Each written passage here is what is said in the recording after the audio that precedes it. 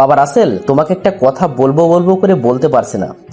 জি চাচা, বলুন কি কথা বলবেন। তুমি হয়তো আমার উপর রাগ করতে পারো, কিন্তু আমি না বলে থাকতে পারছি না। চাচা আপনি বলুন, আমি রাগ করবো না। আসলে কিছুদিন ধরে দেখছি তুমি অফিসে চলে যাওয়ার পর তোমার স্ত্রী দেখি একটা ছেলের সাথে কোথায় যেন যায়। আমি প্রথমে ভাবছি তোমার আত্মীয় স্বজন হবে, কিন্তু প্রতিদিন যাওয়াতে আমার কেন জানি সন্দেহ হচ্ছে। তাই আজকে তোমাকে না বলে থাকতে পারলাম না। চাচার কথা শুনে আমি তো পুরো অবাক হয়ে গেলাম। মারিয়া কি অন্য কোনো ছেলের সাথে রিলেশনে আছে? আমারও কেমন জানি মারিয়াকে সন্দেহ সন্দেহ লাগছে, কারণ কিছুদিন ধরে মারিয়া আমাকে সম্পূর্ণভাবে এড়িয়ে চলছে, আমার সাথে ঠিকভাবে কথা বলছে না। অফিস থেকে ফোন দিলেও সময় মতো ফোন রিসিভ করে না। চাচা আমি আপনার সাথে পরে কথা বলছি, আমার অফিসে লেট হয়ে যাচ্ছে। ঠিক আছে বাবা। আমি আর কোনো কথা না বলে রিক্সা নিয়ে অফিসে চলে আসলাম। অফিসের ভেতরে ঢুকে নিজের কেবিনে বসে কাজ করতে লাগলাম। এবার আমি আমার পরিচয়টা আপনাদের দিই। আমি রাসেল, একটা অফিসে চাকরি করি। আব্বু আম্মু গ্রামে থাকে। আমার টাকায় তাতে সংসার চলে। আর মারিয়া হচ্ছে আমার বউ। তাকে বিয়ে করেছি আজ 3 মাস হলো। মারিয়ার বাবা একটা কলেজের প্রিন্সিপাল। মারিয়াকে আমি ভালোবেসে বিয়ে করেছি। মারিয়ার আমি পালিয়ে গিয়ে বিয়ে করেছি। কলেজ থেকে মারিয়াকে আমার পছন্দ হয়, তারপর ভালোবাসা। দুজনকে পাগলের মতো ভালোবাসি। আমি যে বিয়েটা করছি সেটা আব্বু আম্মু জানে না, তাদের বলিনি, কারণ তারা শুনলে কষ্ট পাবে। তো যাই হোক, বিকালে অফিস ছুটির পর বাসায় যেতে লাগলাম। হঠাৎ একটা হোটেলের সামনে চোখ পড়তেই আমি পুরো অবাক হয়ে গেলাম। দেখি মারিয়া একটা ছেলের সাথে হোটেল থেকে বের হয়ে আসছে। ছেলেটাকে আমি চিনতাম না। মারিয়ার ছেলেটা একটা গাড়িতে উঠে চলে গেল। এখন আমার বুঝতে বাকি রইল না মারিয়া ওই ছেলের সাথে হোটেলে কি করেছে। মারিয়া এমন কাজ করবে তা আমি কখনো ভাবতে পারিনি। আমি কাকে ভালোবেসে বিয়ে করেছি? নিজের বউ অন্য কোনো ছেলের সাথে হোটেল থেকে বেরিয়ে আসে। নিজের চোখ দিয়ে পানি পড়ে গেল। আমি আর 1 মিনিটও দাঁড়িয়ে না থেকে কোর্টে চলে গেলাম। সেখানে গিয়ে ডিভোর্স পেপারটা নিয়ে বাসায় চলে আসলাম। আমি আর মারিয়াকে রাখবো না। ওর মতো চরিত্রহীন একটা মেয়েকে বাসা থেকে ঘাড় ধাক্কা দিয়ে বের করে দেব। বাসায় এসে কলিং বেল চাপ দিলাম। কিছুক্ষণ পর দরজা খুলে দিল। আমার সাথে কোনো কথা না বলে রুমে চলে গেল। আমি মারিয়ার পেছন পেছন রুমে গিয়ে ঢুকলাম। ওই ছেলেটা কে ছিল? তুমি কোন ছেলের কথা বলছো? যে ছেলের সাথে কিছুক্ষণ আগে দেহের চাহিদা মিটিয়ে হোটেল থেকে বেরিয়ে আসলি। এটা তুমি কি বলছো? আমি তো বাসা থেকে কোথাও যাইনি। তুমি হয়তো ভুল কিছু দেখছো। আর তোমার স্ত্রীকে এই কথা বলতে তোমার লজ্জা করে না? ও তাই? আর যখন আমি অফিসে চলে যাওয়ার পর অন্য ছেলেকে নিয়ে বেরিয়ে যাস, তখন কি তুই বাসায় ছিলি? তোমাকে কে বলছে আমি অন্য ছেলেকে নিয়ে বাসা থেকে বেরিয়ে যাই? আমার আগের থেকে তোকে সন্দেহ হয়েছে। তুই আগের মতো আমার আর খেয়াল রাখিস না। ফোন দিলে ফোন সময় মতো ধরিস না। তাই আজকে সকালে আমার কাছে একটা লোক এসে বলে, আমি তেমন কিছু না বলে অফিসে চলে যাই। আর অফিস থেকে বাসায় আসার সময় তোকে দেখি একটা ছেলের সাথে হোটেলের সামনে বেরিয়ে আসতে। তোমার কাছে কি প্রমাণ আছে যে আমি অন্য ছেলেকে নিয়ে হোটেল থেকে বেরিয়ে আসছি? আমি জানতাম তুই এমন কিছু একটাই বলবি, তাই তো মোবাইলে ভিডিও রেকর্ড করে রেখেছি। তারপর আমি মোবাইল থেকে ভিডিওটা বের করে মারিয়াকে দেখালাম। মারিয়া বলল, আমি অন্য ছেলের সাথে হোটেল থেকে বেরিয়ে আসছি, কিন্তু আমি কোনো খারাপ কাজ করি নাই। হোটেল থেকে বেরিয়ে এসে বলছিস খারাপ কাজ করিসনি? হোটেলে মানুষ কখনো এমনি এমনি ঢোকে না। তোর মতো চরিত্রহীন মেয়েকে আমি কখনো আমার সাথে রাখবো না। কি বলতে চাও তুমি? আমি বলতে চাই তুই এখনই আমার বাসা থেকে বেরিয়ে যাবি আর ডিভোর্স পেপারটা সই করে দিবি। আমি সই করে দিয়েছি। তুমি আমাকে ক্ষমা করে দাও। আমি আমার দোষ স্বীকার করছি। আমি রনের সাথে খারাপ কাজ করেছি। আমি আর এমন কাজ কখনো করব না। আমাকে আর একটা সুযোগ দাও। তুই সই করবি কিনা? আমি তোর মতো খারাপ মেয়েকে কখনো ক্ষমা করবো না। আমি কি তোর দেহের চাহিদা পূরণ করতে পারি না? তোকে কখনো কোনো কিছু কমতি রাখছি? তারপরও তুই এমন একটা কাজ করলি কেন? তোর মতো মেয়েকে ক্ষমা করলে আল্লাহ আমাকে কখনো ক্ষমা করবেন না। তুই একটা জাহান্নামী। তুই তাড়াতাড়ি সইটা কর। মারিয়া চোখের পানি মুছে হাসতে হাসতে বলতে লাগলো, তুই কি ভেবেছিস? তুই বললে আমি ডিভোর্স পেপারে সই করে দিব? তাহলে তুই ভুল ভাবছিস। আমাদের বিয়ের কাবিন নামে কত জানি হয়েছে? 5 লাখ টাকা। আমার কাবিনের টাকা দেওয়ার পর আমি তোর ডিভোর্স পেপারে সই করব। এর আগে আমি কখনো সই করব না। ঠিক আছে, আমাকে কিছু সময় দিতে হবে। তারপরেও তোর মতো মেয়েকে আমি আপন করে নেব না। আমিও তোর সাথে সংসার করতে পারবো না। আমি রনিকে ভালোবাসি। সে বলেছে আমাকে বিয়ে করবে, তবে তোমার থেকে কাবিনের টাকা উদ্ধার করার পর। ঠিক আছে, আমি খুব শীঘ্রই তোর টাকা দিয়ে দেবো। এই কথা বলে আমি ওয়াশরুমে চলে গেলাম। মারিয়া এত খারাপ আমি কখনো ভাবতে পারিনি। বিয়ের পর অন্য একটা ছেলেকে নিজের শরীরটা দিয়ে ভালোবাসে। আমি কাকে ভালোবেসেছি? আমি কাকে বিয়ে করেছি? আমার কাছে কিছু জমানো টাকা আছে, 2-3 লাখ টাকার মতো হবে। এই টাকাগুলো আমি ইন্টারনেট থেকে কামিয়েছি। আমি ইন্টারনেট ওয়েবসাইটে কাজ করি। ফ্রেশ হয়ে বেরিয়ে এসে দেখি মারিয়া রনির সাথে হেসে হেসে কথা বলছে। আমি কোনো কিছু না ভেবে বাসা থেকে বেরিয়ে আসলাম। তারপর একটা হোটেলে রাতের খাবার খেয়ে বাসায় চলে আসলাম। বাসায় ঢুকে রুমে গেলাম। তখন দেখি মারিয়া রনির সাথে শরীরের কাপড় খুলে ভিডিও কলে কথা বলছে। শুধু পরনে ছিল ব্রা আর ছায়া। আমার ভাবতেই অবাক লাগছে, এখনো বিয়ে করে নেই, তার আগে শরীরের সবকিছু উজাড় করে দিয়েছে। এখন মায়ের প্রতি আমার কোনো ভালোবাসা নেই, আছে শুধু ঘৃণা, রাগ আর অভিমান। ওর বিচার আল্লাহ করবে। পরের দিন সকালে ঘুম থেকে উঠে রুমে গিয়ে দেখি মারিয়ার শরীর রাতে যেভাবে দেখেছিলাম এখনো ঠিক সেইভাবেই আছে। আমি আর ওর দিকে না থেকে ওয়াশরুমে ঢুকে ফ্রেশ হয়ে রেডি হয়ে বাসা থেকে বেরিয়ে আসলাম। একটা হোটেলে ঢুকে নাস্তা করলাম। তারপর অফিসে চলে গেলাম। অফিসে ঢুকে আগে বসের কেবিনের সামনে গেলাম। ভেতরে আসতে পারি স্যার? আরে রাসেল সাহেব যে, আসো। আমি ভেতরে ঢুকে বসের সামনে গেলাম। তখন বস বলল, বসো, তা কিছু বলবে? আমি চেয়ারে বসলাম। তারপর বসকে বললাম, জি স্যার, কিছুদিন আগে আপনি বলেছিলেন না যশোরে আপনার যে অফিসটা আছে সেখানে আমাকে কাজ করতে হবে। বলেছি, কিন্তু তুমি তো যেতে রাজি হও। আমি কাল থেকে আপনার অফিসে দেখাশোনা করতে চাই, আপনি সবকিছু ব্যবস্থা করুন। হঠাৎ তোমার কি হয়েছে রাসেল? তোমাকে কেমন চিন্তিত লাগছে? স্যার আমার কিছু হয়নি, আপনি ওখানে যাওয়ার ব্যবস্থা করুন। আমি আপু আম্মুকে গ্রাম থেকে নিয়ে এসে ওখানে রাখবো। ঠিক আছে, তুমি যখন বলছো আমি সবকিছু ব্যবস্থা করছি। ধন্যবাদ স্যার। আর একটা কথা, আমার কিছু টাকা লাগবে, আপনি বেতন থেকে আস্তে আস্তে কেটে রাখবেন। কত টাকা লাগবে সেটা বলো। স্যার 2 লক্ষের মতো। ঠিক আছে, আমি তোমাকে কিছু বলবো না। কেন তোমার হঠাৎ টাকার প্রয়োজন হচ্ছে? শুধু একটা কথা বলবো, অফিসটা নিজের মতো করে চালাবে। আমি ম্যানেজারকে ফোন দিয়ে বলে দিচ্ছি, সে তোমাকে 3 লাখ টাকা দিয়ে দেবে। ধন্যবাদ স্যার, আমি নিজের মতো করে অফিসটা চালিয়ে নেব, আর যত তাড়াতাড়ি সম্ভব আপনার টাকা শোধ করে দেব। টাকার কথা তোমাকে চিন্তা করতে হবে না। তুমি এখন টাকা নিয়ে বাসা চলে যাও, আর বাড়ি থেকে কিছুদিন ঘুরে মা বাবাকে নিয়ে যশোর চলে এসো। আমি ড্রাইভারকে ফোন দিয়ে বলবো তোমাকে বাস কাউন্টার থেকে নিয়ে আসতে। অফিস থেকে তোমাকে থাকার জন্য একটা ফ্ল্যাটও দেওয়া হবে। ঠিক আছে স্যার, আমি তাহলে আসি। বসকে বলে ম্যানেজার রুমে চলে আসলাম। তারপর টাকাগুলো নিয়ে অফিস থেকে বেরিয়ে ব্যাংকে চলে গেলাম। ব্যাংক থেকে জমানো টাকাগুলো উঠে বাসায় চলে আসলাম। বাসার ভিতরে ঢুকে দেখি মারিয়া নেই, হয়তো রনির সাথে আছে। আমি রুমে ঢুকে সবকিছু গুছিয়ে রাখলাম। আমি আর একটা দিন ওর মতো খারাপ মেজাজে থাকতে চাই না। দেখতে দেখতে দুপুর হয়ে গেল। আমি বাসা থেকে বেরিয়ে একটা হোটেলে খাবার খেয়ে চলে আসলাম। বাসায় এসে দেখি মারিয়া রুমে বসে রনির সাথে কথা বলছে। আমি আমার ব্যাগটা কাঁধে নিয়ে বললাম, এই নে তোর পুরো 5 লক্ষ টাকা, আর এখনই তুই ডিভোর্স পেপারে সই কর। তোকে আমি মুক্ত করে দিলাম। এবার তুই তোর রনিকে নিয়ে সুখে থাক। তোর এই চেহারা আমাকে আর কখনো দেখাবি না। তুই আমাকে হাসালি। তোর মতো ফকিরকে কখনো আমার চেহারা দেখাবো না। আমি কালকে রনিকে বিয়ে করব। মারিয়া টাকাগুলো নিয়ে ডিভোর্স পেপারে সই করে দিল। আমি ডিভোর্স পেপারটা নিয়ে বেরিয়ে আসলাম। ডিভোর্স পেপার ওর কাছে থাকলে অন্য প্ল্যান করতো। বাসা থেকে বেরিয়ে বাড়িওয়ালার সব টাকা দিয়ে রিক্সা নিয়ে বাস কাউন্টারে চলে আসলাম। একটা টিকিট কেটে বাসে উঠে বসলাম। কিছুক্ষণ পর একটা মেয়ে আমার সামনে আসলো। মেয়েটা বোরখা পরা ছিল, শুধু তার চোখ দুটো দেখা যাচ্ছে। চোখ দুটো দিয়ে তাকিয়ে কেমন যেন মায়া পড়ে গেলাম। হঠাৎ মেয়েটি বলল, এই যে মিস্টার, আমাকে একটু সাইড দেন, আমি জানালার পাশে বসবো। জানালার পাশে তো আমার সিট, আমি কেন আপনাকে জানালার পাশে সিটটা দেবো? আসলে আমার গাড়িতে ঘুম আসে, তাই জানালার পাশের সিটটা চেয়েছি। প্লিজ আপনি আমাকে জানালার পাশের সিটটা দেন। মেয়েটা করুণ স্বরে বলল। তাই আমি আর না করতে পারলাম না। আমি উঠে গিয়ে মেয়েটিকে জানালার সিটে দিয়ে দিলাম। মেয়েটা গিয়ে আমার সিটে বসলো, আর আমি গিয়ে তার সিটে বসে পড়লাম। কেউ কোনো কথা বলছি না। মেয়েটা হঠাৎ বলল, আপনার নাম কি? কোথায় যাচ্ছেন? জি আমি রাশেন, আমি ঢাকা থেকে গ্রামের বাড়িতে যাচ্ছি। আর আপনি? জি আমার নাম মুনিয়া, ঢাকা থেকে লেখাপড়া শেষ করে নিজের বাড়িতে যাচ্ছি। ও, আপনি কি কাজ করেন? আমি ঢাকায় একটা অফিসে চাকরি করি।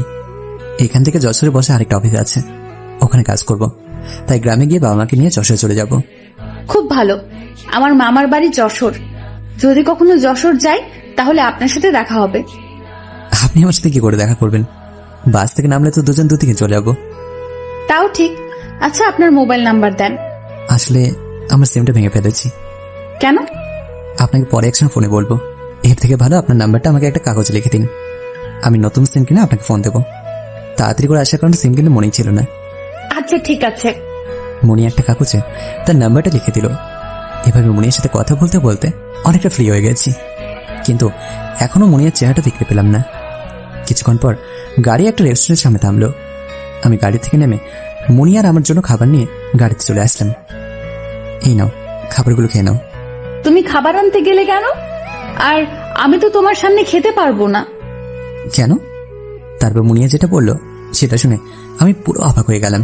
আমি জীবনে প্রতিজ্ঞা করছি, আমার এই চেহারা একমাত্র আমার বরকে ছাড়া বাহিরের কাউকে দেখাবো না। খুব ভালো, কিন্তু তাহলে এখন খাবার খাবে কি করে? তুমি খাবারগুলো আমার হাতে দাও, তারপর দেখো আমি কি করে খাই। আমি খাবারগুলো মুনিয়ার হাতে দিলাম। মুনিয়া নেকাবের ভেতর দিয়ে খাবার খেতে লাগলো। শালার মনে করেছে খাবার খাওয়ার সময় অন্তত চেহারা দেখবো, আর তা হলো না। আমি আমার খাবার খেতে লাগলাম। খাবার খেয়ে হেডফোন লাগিয়ে গান শুনতে লাগলাম। মুনিয়া খাবার খেয়ে মোবাইলে গজল শুনছিল। কয়েক ঘন্টা পর বাস আমাদের বাজারের কাউন্টারে থামলো। মুনিয়ার থেকে বিদায় নিয়ে একটা রিক্সা নিয়ে পাশে যেতে লাগলাম। মুনিয়ার বাসা আরো সামনে, তাই সে নামলো না। এবার চলুন ওইদিকে মারিয়ার কি অবস্থা তা একটু দেখে আসি। আমি বাসা থেকে বেরিয়ে যাওয়ার পর মারিয়াকে রনি ফোন দিল। কিছুক্ষণ পর রনি ফোনটা ধরলো। তখন মারিয়া বলল, রনি, তুমি কোথায়? এক্ষুনি আমার বাসায় আসো, জরুরি কাজ আছে। এখন তোমার বাসায় যাব কেমন করে? তোমার স্বামী বাসায় আছে না? আরে তুমি আসো তো, একটা খুশির খবর আছে, আসলে শুনতে পাবে। ওকে জানো, আমি 5 মিনিটের মধ্যে আসছি। বলেই রনি ফোনটা কেটে দিল। প্রায় 30 মিনিট পর রনি বাসায় আসলো। কলিং বেল চাপ দেওয়ার পর মারিয়া দরজা খুলে দিল। রনি ভেতরে ঢুকে মারিয়াকে জড়িয়ে ধরল আর বলল, এবার বলো, খুশির সংবাদটা কি এবং তোমার স্বামী কোথায়? আরে এত তারা কিসের? সব বলছি। আমার স্বামী আমাকে ডিভোর্স দিয়ে চলে গেছে, আর 5 লাখ টাকা কাবিনের টাকা দিয়ে গেছে। কি সত্যি বলছো? তাহলে তো আর কোনো সমস্যা নেই। ঠিক বলছো। এখন চলো আমরা দুইজন কাজী অফিসে বিয়ে করে নেই। আরে এত তাড়াতাড়ি বিয়ে করব না, আগে কিছুদিন তোমার সাথে রোমান্স করব, তারপর বিয়ে করব। বিয়ের পর তো সারাদিন রোমান্স করতে পারবো। চলো দুইজনে বিয়ে করে ফেলি। তুমি বুঝো না কেন? আমার বড় ভাইয়ের বিয়ে হলে তারপর তোমাকে বিয়ে করে বাসায় নিয়ে যাব। যদি বড় ভাইয়ের আগে বিয়ে করি তাহলে আমাকে বাসা থেকে বের করে দিবে। আমি যা তোমাকে ছাড়া থাকতে পারছি না। আরে জানো, কিছুদিন ধৈর্য ধরো, বড় ভাইয়ের বিয়ের কথা চলছে, কিছুদিনের ভিতর বিয়ে হয়ে যাবে। তাহলে আমি এখন কি করব? তুমি এই বাসায় কিছুদিন থাকো, তারপর তোমাকে আমি নিয়ে যাব। এখন চলো দুজন একটু রোমান্স করি। ঠিক আছে চলো। রনি মারিয়াকে কোলে নিয়ে বিছানায় ফেলে দিল। তারপর তারা দুজন দুজনের মধ্যে হারিয়ে গেল। এবার ওদিক থেকে আমার দিকে আসুন। আমি বাসার সামনে এসে রিক্সা ভাড়া দিয়ে বাসার ভিতরে ঢুকে দরজা টোকা দিলাম। আম্মু এসে দরজা খুলে দিল। আমাকে দেখে জড়িয়ে ধরে কপালে চুমু দিয়ে পড়ল, কি রে বাবা, কেমন আছিস? তুই হঠাৎ বাসায় আসলি, আমাদের তো বললি না। আমি ভালো আছি আম্মু, আর মোবাইলের সিম কার্ডটা নষ্ট হয়ে গেছে, তাই তোমাদের ফোন দিয়ে বলতে পারিনি। এখন বলো তুমি কেমন আছো, আর আব্বু কোথায়? তোর আব্বু একটু বাজারে গেছে, কিছুক্ষণের মধ্যেই চলে আসবে। তুই তো রুমে যা। ঠিক আছে আম্মু, এগুলো তোমার রুমে নিয়ে যাও। তোমাদের জন্য কিছু ফল কিনে আনলাম। দেখ, আর তুই রুমে গিয়ে ফ্রেশ হয়ে আয়, আমি টেবিলে খাবার দিচ্ছি। ঠিক আছে আম্মু। বলে আমার রুমে চলে আসলাম। তারপর কল পাড়ে গিয়ে ফ্রেশ হয়ে নিলাম। গ্রামে আমাদের টিনের ঘর তো, তাই কল পাড়ে গিয়ে ফ্রেশ হলাম। খাবার খেয়ে নিজের রুমে এসে শুয়ে পড়লাম। বিকালে ঘুম থেকে উঠে কল পাড়ে গিয়ে ফ্রেশ হয়ে দেখি আব্বু বাসায়। আব্বুর সাথে কিছুক্ষণ কথা বললাম, তারপর বাইরে গিয়ে কিছুক্ষণ ঘুরে আসলাম। রাতে খাবার টেবিলে আমি বললাম, আব্বু আম্মু তোমরা এখন থেকে আমার সাথে থাকবে। আমি কিছুদিন পর তোমাদের যশোর নিয়ে চলে যাব। ওখানে বসে আরেকটা অফিস আছে, ওটা দেখাশোনা করব। আর অফিস থেকে আমার একটা বাসা দেওয়া হয়েছে, বস বলেছে তোমাদের নিয়ে ওখানে থাকতে। সারা জীবন নিজের এই গ্রামে ছোট থেকে বড় হয়েছি, এখন এই গ্রাম নিজের বাড়ি রেখে কেমন করে যাব? আরে তোমরা তো একেবারে যাচ্ছ না, আমরা 2-3 মাস পর পর এখানে এসে যাব। তুই যখন বলছিস তখন তো আর না করতে পারি না। ঠিক আছে, আমরা যাব। ঠিক আছে আম্মু, তোমরা আগের থেকে সবকিছু গুছিয়ে রাখবে। কদিন পর আমি যশোরে চলে যাব। আব্বু আম্মু ঠিক আছে বলে খাবার খেতে লাগলো। আমি খাবার খেয়ে রুমে চলে আসলাম। এভাবে দেখতে দেখতে 7টা দিন চলে গেল। এখন আমি আর আব্বু আম্মু বাসে করে যশোর উঠতে যাচ্ছি। যশোর যেতে ওদিকে কি হচ্ছে তা দেখে আসি। মারিয়া, একটা খুশির সংবাদ আছে। আগামী 1 মাস পর বড় ভাইয়ের বিয়ে, আর 1 মাস পরই আমি তোমাকে বিয়ে করব। সত্যি বলছো? আমার তো আর সইছে না, ইচ্ছে করছে এক্ষুনি চলে যাই। আরে এত তাড়া কিসের? এখন আমাকে 1 লাখ টাকা দাও। তুমি এই পর্যন্ত 2 লাখ টাকা নিচ্ছ, এখন আবার টাকা চাচ্ছ, তা কিসের জন্য? আরে তুমি রাগ করো কেন? আমি তোমাকে বলেছি না টাকাগুলো ব্যবসার কাজে লাগাচ্ছি, বিয়ের পর তোমাকে সব টাকা ফেরত দিয়ে দেবো। ঠিক আছে, তো কখন লাগবে? আগে তোমার সাথে রোমান্স করবো, তারপর যাওয়ার সময় নিয়ে যাবো। বিয়ের আগে তুমি আমার সাথে কত রাত কাটিয়েছ, যদি আমার পেটে বাচ্চা চলে আসে তখন কি করবে? তখন তোমাকে বিয়ে করে ফেলবো। তোমার আব্বু আম্মু কি আমাকে মেনে নিবে? সেটা নিয়ে তোমাকে চিন্তা করতে হবে না, আমি সবকিছু সামলিয়ে নেব। আসো বুকে আসো। মারিয়া রনিকে জড়িয়ে ধরল। তারপর তারা দুজনে হারিয়ে গেল অজানা ঠিকানায়। অনেক দেখেছেন ওদিকে, এবার আমার দিকে আসুন। আমি আব্বু আম্মুকে নিয়ে যশোর বাস কাউন্টার এসে পৌঁছালাম। বাস থেকে নেমে দেখি একটা গাড়ি দাঁড়িয়ে আছে। ড্রাইভার আমাকে দেখে সামনে আসলো। তখন ড্রাইভার বলল, স্যার, আপনি কি রাসেল সাহেব? সাহেব না, শুধু রাসেল। তো বলুন কেন? আসলে আমাকে অফিস থেকে পাঠিয়েছে আপনাকে নিয়ে যেতে। ঠিক আছে চলুন। তারপর আব্বু আম্মুকে নিয়ে গাড়িতে উঠলাম। ড্রাইভার গাড়ি নিয়ে সোজা একটা বাড়ির ভেতর ঢুকে গেল। আমরা গাড়ি থেকে নামার পর ড্রাইভার আমাদের ভেতরে নিয়ে গেল। তখন ড্রাইভার বলল, স্যার, এটা আপনাদের থাকার বাসা, আমি এখন যাই। আপনি কবে থেকে অফিসে যাবেন? আমি বাসা সবকিছু আগে গুছিনি, তারপর 3-4 দিন পর থেকে অফিসে যাব। ড্রাইভার ঠিক আছে বলে বাসা থেকে বেরিয়ে গেল। আব্বু আম্মু একটা রুমে চলে গেল। আমি একটা রুমে চলে আসলাম। রুমের ভিতরে সবকিছু আছে। আমি ফ্রেশ হয়ে একটা জামা গায়ে দিয়ে বাসা থেকে বেরিয়ে একটা রেস্টুরেন্ট থেকে খাবার নিয়ে আসলাম। রাতে সবাই মিলে খাবার খেয়ে রুমে এসে কিছুক্ষণ মোবাইল ইউজ করে ঘুমিয়ে পড়লাম। ও আপনাদের তো বলতে ভুলে গিয়েছি, বাড়িতে থাকাকালীন নতুন সিম কিনেছি। এভাবে দেখতে দেখতে একটা মাস চলে গেল। আমি আব্বুকে নিয়ে সুন্দরভাবে চলতে লাগলাম। অফিসের লোকজন অনেক ভালো, তাদের সহজ করে আপন করে নিয়েছি। মুনিয়ার কথা একদম ভুলেই গেছি। হঠাৎ করে তার কথা মনে পড়লো, তাই আমার ডায়েরি থেকে মুনিয়ার নাম্বারটা বের করে মোবাইলে উঠিয়ে তাকে ফোন করলাম।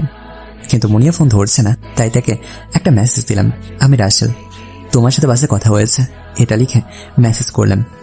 2 মিনিট পর আমার মোবাইলটা বেজে উঠল। তাকে দেখে মুনিয়া ফোন দিয়েছে। তখন আমি ফোনটা তুললাম। মুনিয়া বলল, আসসালামু আলাইকুম, কেমন আছো? ওয়ালাইকুম আসসালাম, ভালো আছি, তুমি কেমন আছো? আলহামদুলিল্লাহ, আমিও ভালো আছি। এতদিন পর আমার কথা মনে পড়লো? আসলে আমার নাম্বারের কথা মনেই ছিল না, হঠাৎ তোমার কথা মনে পড়তে নাম্বারের কথা মনে পড়েছে, তাই তোমাকে ফোন দিলাম। কিন্তু তুমি তো ফোনই ধরলে না। আসলে আমি অপরিচিত নাম্বার রিসিভ করি না। তোমার মেসেজ দেখে আমি চিনতে পারছি, তারপর আমি ফোন দিলাম। ও, তা কি করছো? খাবার খেয়েছো? বাড়ির সবাই কেমন আছে? আলহামদুলিল্লাহ, সবাই আছে। আমি খাবার খেয়ে মাত্র রুমে আসলাম, পরে তুমি ফোন দিলে। তা তুমি কেমন আছো? আঙ্কেল আন্টি কেমন আছে? সবাই ভালো আছে। হ্যাঁ, আমিও খাবার খেয়েছি। খাবার খেয়ে তোমাকে ফোন করছি। আরো কিছুক্ষণ কথা বলে ফোনটা রেখে দিলাম। তারপর মোবাইলটি দেখতে ঘুমিয়ে পড়লাম। এবার চলুন ওইদিকে কি হচ্ছে, দেখি ওইদিকে কি হচ্ছে। রনি এখন মারিয়ার সাথে ঠিকভাবে কথা বলে না, তার সাথে যোগাযোগ করে না। মারিয়ার পুরো চিন্তায় পড়ে গেল। ইদানিং মারিয়ার শরীর খারাপ লাগছে। আজকে সকালে মারিয়া হঠাৎ করে বমি করে। তারপর রনিকে ফোন দেয়, কিন্তু রনির ফোন ব্যস্ত বলে। তাই মারিয়া নিজে হাসপাতালে যায়। ডাক্তার মারিয়াকে দেখে বলে সে নাকি মা হতে চলেছে। ডাক্তার মারিয়াকে শরীরের যত্ন নিতে বলছে। মারিয়া হাসপাতাল থেকে বেরিয়ে এসে একটা রিক্সা নিয়ে বাসায় যেতে লাগলো। হঠাৎ মারিয়ার চোখ যায় একটা রেস্টুরেন্টের সামনে। রনির মতো একটা ছেলে একটা মেয়ের সাথে বসে কফি খাচ্ছে। মারিয়া রিক্সা থেকে নেমে রেস্টুরেন্টের ভেতর ঢুকে যেটা দেখলো, সেটা দেখে মারিয়ার পায়ের নিচে মাটি সরে গেল। রেস্টুরেন্টের ভেতরে ঢুকে দেখে রনি ওই মেয়েটাকে নিজের হাতে খাবার খাইয়ে দিচ্ছে। মারিয়া রনির সামনে গিয়ে পড়লো, বাবা, এই ছিল তোমার ভালোবাসা? আমার জীবন শেষ করে এখন অন্য মেয়েকে নিয়ে রেস্টুরেন্টে খাবার খাচ্ছ? মারিয়া, তুমি এখানে? কেন, আমাকে এখানে আশা করো নাই তাই না? বাহির থেকে না দেখলে তো বিশ্বাসই করতাম না। মারিয়া, তুমি আমার কথা আগে শোনো, চলো আমরা বাহিরে গিয়ে কথা বলি, তারপর তোমাকে সবকিছু বুঝিয়ে বলছি। রিয়া, তুমি এখন বাসা চলে যাও। রনির সাথে যে মেয়েটা ছিল তার নাম রিয়া। রিয়া রেস্টুরেন্ট থেকে বেরিয়ে গেল। রনি মারিয়াকে নিয়ে রেস্টুরেন্ট থেকে বেরিয়ে একটা পার্কে গেল। এখন তেমন লোক নেই পার্কে। এবার রনি বলল, এবার বলো। তুমি আমার সাথে ঠিকভাবে কথা বলো না কেন? ফোন দিলে ধরো না। আগের থেকে তুমি কেমন আমাকে এড়িয়ে চলছো? তাহলে এবার শোনো, আমি তোকে কখনো ভালোবাসি নাই। তুই ভাবলি কি করে তোর মতো একটা বিবাহিত মেয়েকে আমি বিয়ে করব? আরে তোকে একদিন তোর স্বামীর সাথে মার্কেটে দেখে আমার অনেক ভালো লাগে। এরপর অনেক কষ্ট করে তোর নাম্বার ব্যবস্থা করি। আস্তে আস্তে তোর সাথে কথা বলতে থাকি আর আমার প্রতি দুর্বল করে ফেলি। আমি তোকে কখনো ভালোবাসি নাই, আমি শুধু তোর দেহকে ভালোবেসেছি। এটা তুমি কি বলছো? আমি তোমাকে বিশ্বাস করে নিজের শরীর তোমার কাছে বিলিয়ে দিচ্ছি, এখন তোমার সন্তান আমার পেটে। বিশ্বাস করেছিলি না? আরে তোকে তো তোর স্বামী অনেক বিশ্বাস করেছে, কিন্তু তার প্রতিদান কি দিলি? তোর স্বামী তো কিছু না করে তোকে ডিভোর্স দিয়ে চলে গেছে, আর আমি তোর দেহ ভোগ করেছি। এখন তোকে কেউ বিয়ে করতে চাইবে না। যদি টাকা ইনকাম করতে চাস তাহলে হোটেলে চলে আয়। এখন তোর এই শরীরের কোনো দাম নেই। তুই যেমন তোর স্বামীকে ধোকা দিছিস, তেমনি আমিও তোকে ধোকা দিছি। প্লিজ রনি, তুমি এমনটা করো না। আমি না হলে সমাজে মুখ দেখাতে পারবো না। আমাদের সন্তানের কথা চিন্তা করে আমাকে আপন করে নাও। আমি তোর মতো খারাপ মেয়েকে কখনো বিয়ে করতে পারবো না। তোকে তো অনেক আগেই ছেড়ে দিতাম। তোর টাকার কারণে আমি আরো কিছুদিন অভিনয় করলাম। এখন তোর টাকা শেষ আর আমিও শেষ। তুই আর আমার মোবাইলে ফোন দিবি না। বাই। বলেই রনি পার থেকে বেরিয়ে গেল, আর মারিয়া মাটিতে বসে ভাবতে লাগলো। প্লিজ তুমি আমাকে ছেড়ে যেও না। তুমি ছাড়া আমার যাওয়ার কোনো রাস্তা নেই। তোর সাহস কি করে হয় আমার গায়ে হাত তোলার? তুই একটা খারাপ মেয়ে। তোর মতো মেয়েকে কখনো ভালোবাসা যায় না। বলেই রনি পার থেকে বেরিয়ে গেল, আর মারিয়া মাটিতে বসে ভাবতে লাগলো, আমি কি করলাম? ওর জন্য আমার ভালোবাসার মানুষ রাসেলকে ছেড়ে দিয়েছিলাম। জোর করে তার থেকে 5 লক্ষ টাকা আদায় করলাম একমাত্র রনির ভালোবাসার কারণে। আমি এরকম কাজ কিভাবে করতে পারলাম? আমি জানতাম না রনি এতটা খারাপ। আসলে কখনো ওর সাথে প্রেম করতাম না। ওর কারণে নিজের স্বামী আমাকে ডিভোর্স দিয়ে চলে গেছে। এখন কি রাসেল আমাকে মেনে নিবে? কিন্তু কোথায় আমি ওকে খুঁজে পাবো? আমাকে যেই করে হোক রাসেলকে খুঁজে বের করতেই হবে। আমি তার থেকে পা ধরে ক্ষমা চেয়ে নেব। আমি এখন কোথায় যাব? নিজের বাড়িতে চলে যাব? আপু আমাকে কি আমাকে মেনে নেবে? দরকার হয় আপু আমার পা ধরে ক্ষমা চেয়ে নেব। উঠে দাঁড়িয়ে চোখের পানি মুছে নিয়ে বাড়ি থেকে বের হয়ে গিয়ে একটা রিক্সা নিয়ে তাদের বাসায় পৌঁছে গেল। ওইদিকে অনেক দেখেছেন, আমার কথা কি বলে গেছেন? আমার দিকে কি হচ্ছে এটা দেখবেন না? আমি সুন্দরভাবে মা বাবাকে নিয়ে জীবনযাপন করতে লাগলাম। মনিয়ার সঙ্গে ভালো একটা সম্পর্ক হয়ে গেছে। দেখতে দেখতে 6টা মাস চলে গেছে। মনিয়ার সাথে প্রতিদিন কথা হয়। আমি মনিয়াকে না দেখে ভালোবেসে ফেলেছি। মনিয়ার কথা শুনে বোঝা যাচ্ছে সেও আমাকে ভালোবাসে। অফিসে বসে কাজ করতে লাগলাম। হঠাৎ একটা মেয়ে বাইরে থেকে বলল, ভেতরে আসতে পারি স্যার? Yes come in. মেয়েটা ভেতরে ঢুকে আমার সামনে এসে দাঁড়ালো। তখন আমি তার দিকে তাকিয়ে অবাক হয়ে গেলাম। ঠিকই ধরেছেন, মুনিয়া। মুনিয়াকে একদিন আমি আমার অফিসের ঠিকানা দিয়েছিলাম। আপনারা হয়তো বলবেন আমি মুনিয়াকে কিভাবে চিনেছি। আসলে মুনিয়ার চোখের দিকে তাকিয়ে তাকে দেখে আমি চিনে ফেলেছি। তার ওই 2 চোখে অনেক মায়া আছে। মুনিয়া, তুমি এখানে? আসো আসো, বসো। তুমি আমাকে চিনলে কেমন করে? তোমার ওই চোখ দুটো দেখে। তোমার ওই 2 চোখে অনেক মায়া আছে। ও আচ্ছা, তাই নাকি? তা কেমন আছো? আঙ্কেল আন্টি কেমন আছে? সবাই ভালো আছে। এখন বলো তুমি এখানে কি করে? আসলে মামার বাড়িতে গতকাল আসছি। বাসা একা একা ভালো লাগে না, তাই ভাবলাম তোমার অফিস থেকে ঘুরে আসি। কিন্তু তুমি তো আমাকে বললে না। বলি নাই তোমাকে সারপ্রাইজ দেব বলে, তবে এখানে এসে আমি নিজেই সারপ্রাইজ হয়ে গেলাম। তুমি আমাকে দেখে চিনে ফেললে। আচ্ছা, এই প্রথম আমার অফিসে আসলে, বলো কি খাবে? এখানে কিছু খাবো না, তোমার সাথে বাইরে ঘুরতে যাব, বাইরে খাবো। আর তোমাকে আমি একটা কথা বলবো। কি কথা বলো? সেটা বাইরে গিয়ে বলবো। ঠিক আছে, তুমি বসো, আমি ম্যানেজারকে বলে দিচ্ছি। তারপর আমি ম্যানেজারকে ফোন দিয়ে বললাম অফিসটা দেখে শুনে রাখতে। আমি মুনিয়াকে নিয়ে অফিস থেকে বেরিয়ে গাড়ি নিয়ে একটা পার্কে চলে আসলাম। দুজনে একটা খালি জায়গায় গিয়ে বসলাম। এবার বলো কি কথা বলবে? আমি ঘুরিয়ে পেঁচিয়ে বলতে পারি না, আমি তোমাকে অনেক ভালোবেসে ফেলেছি। তোমার সাথে কথা বলতে বলতে আমি তোমার উপর দুর্বল হয়ে পড়েছি। প্লিজ তুমি আমাকে ফিরিয়ে দিও না, অনেক ভালোবেসে ফেলেছি। তোমাকে এই কথা বলতে যশোর ছুটে আসলাম। আমিও তোমাকে ভালোবেসে ফেলেছি মুনিয়া। তোমার সাথে কথা বলে এবং তোমার ওই চোখের মায়া পড়ে গেছি। তাহলে তুমি আমাকে বললে না কেন? কারণ ভয়ে। আমার জীবনে এমন একটা ঘটনা ঘটে গেছে যেটা শুনে হয়তো তুমি আমাকে ছেড়ে চলে যেতে, তাই আমি তোমাকে বলিনি। কি ঘটনা আমাকে তুমি খুলে বলো।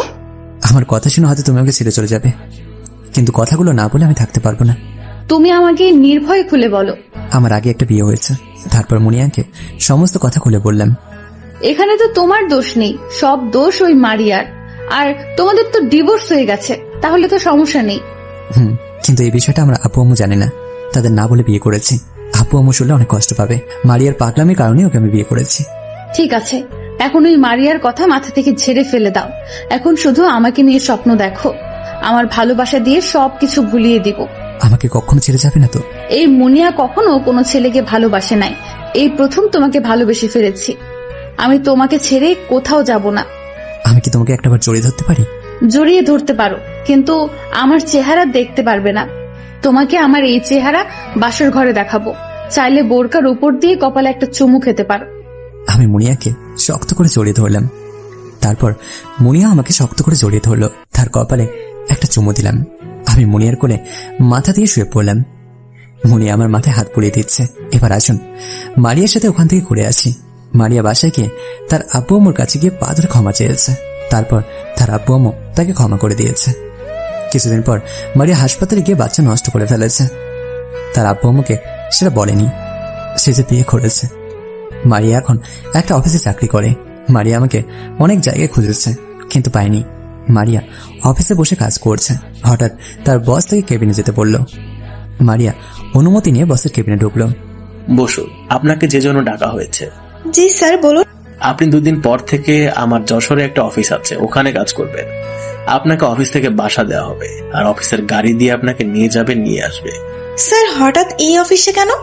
ওখানে আমার অফিসে বড় একটা পদ খালি আছে, আমি চাই আপনি ওই পদে কাজ করবেন। আপনার বেতন বাড়িয়ে দেওয়া হবে। ঠিক আছে স্যার। আপনি এখন বাসা চলে যান। 2 দিন পর অফিস থেকে গাড়ি থেকে বাসা থেকে যশোর নিয়ে যাবে আপনাকে। মারিয়া ঠিক আছে বলে বসের কেবিন থেকে বেরিয়ে আসলো। তারপর মারিয়া বাসা চলে গেল। দেখতে দেখতে 2টা দিন চলে গেল। মারিয়া এখন গাড়িতে বসে আছে। এবার এদিকে আসুন। খালি মারিয়ার কথা শুনলে হবে না, আমার কথা শুনতে হবে।